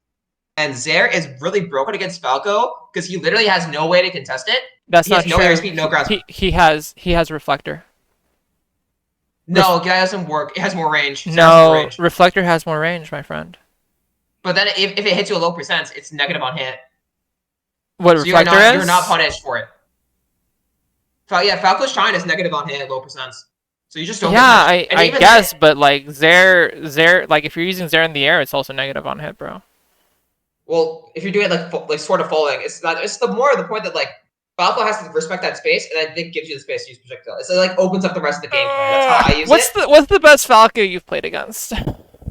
Eclipse who has set wins on Atata, um, Now, Yumu. let me ask you this. Did he camp you or did he go in? He camped me. What did he camp you with? Laser? Laser, and then playing outside my burst range and like playing from the corner. And what did like did he use like did he stuff out your approaches with Shine? No, because I was not the one to literally go in his burst range. I would like play. Right. If I was near him, I was not approaching him. I was like So either reading him with the projectile or I was zaring. so he That's wasn't why he wasn't shining your projectiles? he was, but I was not at a range where it would hurt me too hard. Okay, but so he was tagging so okay, so here's an important question, right? So you're throwing projectiles at him. Are they hitting him or is he reflecting them? You're saying he's reflecting them, or is he getting hit by a lot of projectiles? They're reflecting them at long range, but at the mid range, that's where I like Zare because if he's either Zare will beat Shine, so that because of that he has to not use Shine, and that's where projectiles come in. I'm telling you, I'm telling you, I swear, like I'm like 99% sure about this. Like okay, like I know Zare is bad, right? But No, I have no, confidence no, with Zare no, in no, that one no. matchup. No, listen. I just want to state again. I think there are optimal uses for it. Just because I don't like it doesn't Aw. mean that there aren't optimal uses for it. I think I know. no, but no, here's my point though. Like I'm not saying that it doesn't work just because it's Zaire. I think Zaire can work. And again, if you're a beast at using Zaire and it works for you, use it. My point is Right. I know for a fact, like listen, I know for a fact that if you are both like air to air, right, or if you're approaching him and you use Zaire and he uses Shine at the right spacing, his Shine will win. Like it will outrange you and it will stuff you out and you will take damage for free. Like that that is the main reason. And again, by the way, listen to me. I think that matchup's probably even. I have beaten like really good Falcos too. Okay, like it's Yeah, I don't no even I doubt don't you. I even know. lose. I don't lose the matchup. But just because I don't lose the matchup doesn't mean it's Doesn't fucking mean annoying. yeah. Like Right? Yeah. if they spam Shine at certain distances, you literally don't have options, bro. It's like getting zared by ZSS. What do you do against ZSS here? Sometimes you literally don't have options. Like you're like it's just that's how it is. Like it's okay. Okay. Okay. I will admit, I guess I just don't know anything about like the No, range where you can shine because like they don't play campy enough against me. listen, I'm not trying to be like, oh god, I'm not trying to be Well, no, like, you no, know what I I know mean? that, but it's like I don't have that experience that you do, so I can't like visualize that. Well, I I mean, can't visualize either, but that's besides the point. we can just like look at the hitbox on like it's I mean, literally I guess my confidence from it comes from that both the Falcos, like the two Falcos in my region, are both like top 20 players, and I'm positive. right. I literally have not dropped. I have not dropped a set against either of Right. them. I haven't dropped any sets to Falcos either. I've beaten Ismon, who is Yeah, no exactly. So right. like you understand more. It's not even about the set count. It's just like you have that experience against a Falco that like actually punishes you for what you're doing. Where's the So fucking like where is that? Oh, here it is. Look at this. Look at this. Look at this. Look at this. Look at the range. Look at that range. Look at that that's not range. the range. Look, that's not the range. That's the reflector hitbox. That's not the actual No. hitbox. You see the red? You see the red? That's the hit. That's less range than Zare. That is not less range than Zare. Okay, I'll pull up Yes, ours there. yes, it is. Because at the very end, when it reaches the tip, like the max returning point, it loses the hitbox. It loses the hitbox like at the very tip, and that's why it has less range. If you look at it carefully, I'm pretty sure that's how it works. Where's there? Aerials. There. Here it is. Bro. Bro. Fine. It maybe just feels like that because Yelling has more air drift than Falcon. Yeah, it could feel like that. Also, if he has to do his down B preemptively. So like if he doesn't space it right, then you 100% can get there. Also like You're right. You're right. also look at this by the way. It's frame 5. Ours is frame 9. Like it's just it's bad. This by the way, if Falco didn't have reflector, this matchup would be free. This matchup would be like +2. It's literally Man, this I move. still think it's free, but like, you're right. It feels free to me. By the way, you know something funny actually about this? What? Ismon does not do a good job of using Reflector, which is actually why I think I beat him. There's a Falco player in Austin who is like not that good, but he's really fucking good at using Reflector, and it makes me want to die. And I'm like, oh, holy fuck! If this guy was better, like if this guy if literally just Ismon was as good at using down B as this guy is, like I would be losing like actually free. I'm like, oh my god, I hate that. You sound like you're fighting for your life every single time you play a set. No, there's a lot of sets that are pretty easy. I know. I'm just messing with you. But, like, yeah, you're right. Like, it does like make a huge difference when they know when they're using their reflectors. Well, It's just it's like, crazy. my like experience against yelling who like people who play like who know the matchup well is different though. It's because like they're more like call out like my projectiles at the right times rather than like actually like clank with the stuff.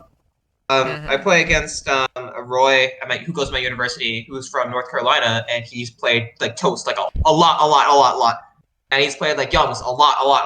It's like he's like the one person in this region who probably knows stealing matchup the best of anyone, and he plays Roy. So it's very hard. Yes, I can imagine that's very hard. But like I could still like go even, but it's like it's hard. Anyway, that's tangent over. That's the end of it. No, you're good. One thing I will say though, I will admit that I have been deliberating a lot because like just like being stuck in like this like plateau. I have deliberated a lot to playing Sephiroth because I genuinely believe he's like top 10. I don't disagree with you. I mean, I don't know if top 10, but he's like probably top 15. But yeah, anyway, I agree with you. He's really good. So hey, if you want to go down that route, I support you. Whatever makes you happy. It's just like I'm in a dilemma because I feel like I'm short-sighted on him because like if I put the time into him, if I put like the 600 hours, I know he would just fucking tear the entire scene, like the entirety of Chicago in half. Problem is, I don't enjoy him as much as Youngling. So like if I were to just like, I feel like I would go that route if I give up my soul for this game. You know? Yeah, I do know.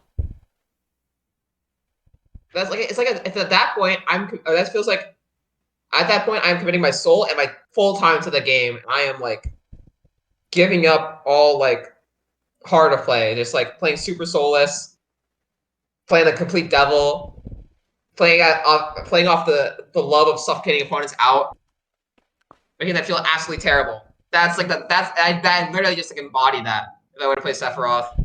I understand. I listen. If you feel like that, then I don't know if you should. Exactly. Also, the more I look at this, I'm like, cause see, this is annoying because this is more zoomed in than this. It's like they almost have like the same range, maybe. See? But his comes out 4 frames faster, bro. It's actually faster. His is faster, and they maybe have the same range. Maybe if they use Shine preemptively, he just at wins. close range instead of reacting.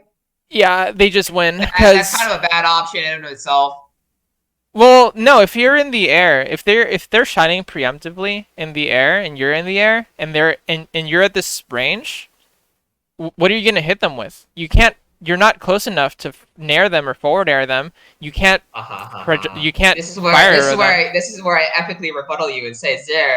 No, just kidding. Yeah. No, but it's faster. Yeah, you so can. please. Yeah. So that's the main issue. Like if you're air to air at that range, his down B literally just beats every option we have. Like it literally like there's no counterplay. There's no counterplay. Okay, you're right. I give up. I understand that like at that range there is nothing you can do, and that the Falcon players are literally just letting me get away with it. I think they are. Listen.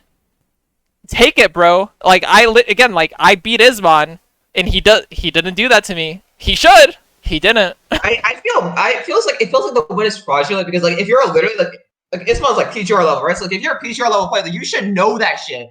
And it's like it feels like I'm just cheating to win. There's 80 matchups. There's 80 matchups in this game. Like you're not gonna know every matchup intricately. I mean, yeah, but I feel like if you're a PGR player and you're like committing to the game, you should know all 80 matchups. You know? Bro, I beat Chag, and I can tell you he did not intricately know the Young Link matchup.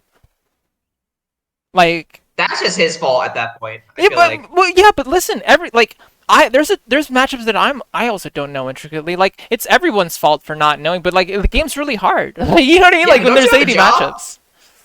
Yeah, I don't know.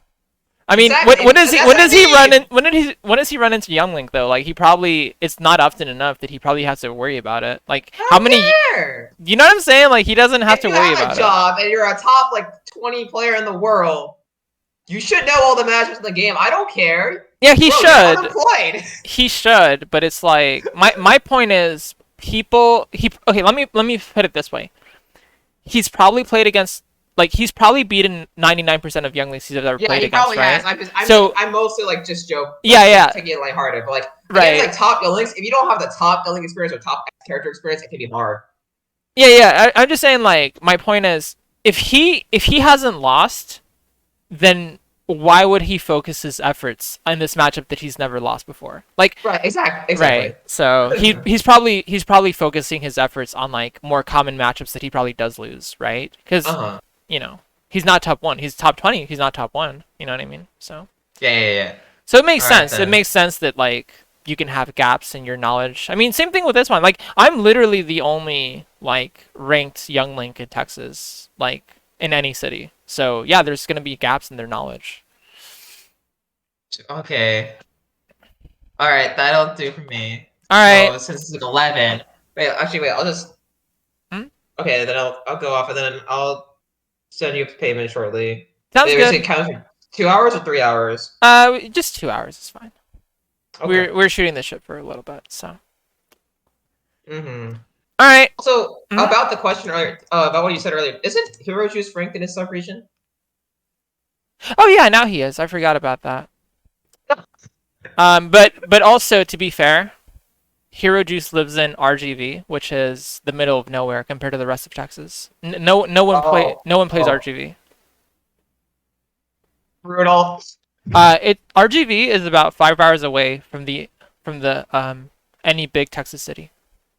Oh. So they only ever see each other at like regionals, and they don't. It's like not. It's not even every regional. It's like every once in a while. So so so Mm-hmm. anyway, point stands basically. Like they don't get to fight any good younglings except for me. Oh, like, okay. I'll just say one last tangent before I leave. The Hmm. amount of times I've been told by players in my region, they're like, I don't know the link matchup, and they're like, surely you played like X one player, another player in my region who also plays Youngling, and they're like, yeah, but he's not as good as you, and I'm like okay, like you don't have to diss him to like say you don't know the matchup, like No, I well, just feel bad. no, I know what you're saying, but honestly, that one that should I mean I get it, but that's a Yeah, compliment. But also the thing about that is like I don't know if there's a better way for them to phrase it. Maybe there is, but there really isn't. It's just like I think it's like the yeah, point they're trying to make the point they're trying to make is the options that you choose, right? And the way that you choose options, like and the way you time options, like they probably thought they knew the matchup, but because they've yeah, they never did. encountered the way that you play, then they don't actually know the matchup, right? Mm-hmm. Because it does change. It's like even that, even fucking Tokyo Drift, right? If you play against a Falcon that doesn't Tokyo Drift, then you think a ton of shit is safe, which is not, right? So it's the Mm-hmm. same shit. It's the same shit.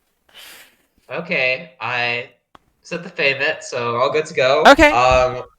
I'm gonna probably play Legends Arceus for another hour because I'm still in my life for this game, and then tomorrow I'm just gonna grind homework and it's gonna be good. Okay. Well, it was fun. Sachit. Appreciate your time. I hope you have a Thanks. good night and enjoy Yeah. Arceus. Oh yeah, thank you. Oh, one thing though, about Yes. you wanted to support my stream. Yeah. It is Wi-Fi, but on Tuesday I think I have my first intercollegiate match for EGF, so I can send you the stream link for that when I'm on stream. Yeah. Please do. Just Discord it to me. Okay. All right. See you around. Thank you Awesome. so much. Yeah. Have a good night.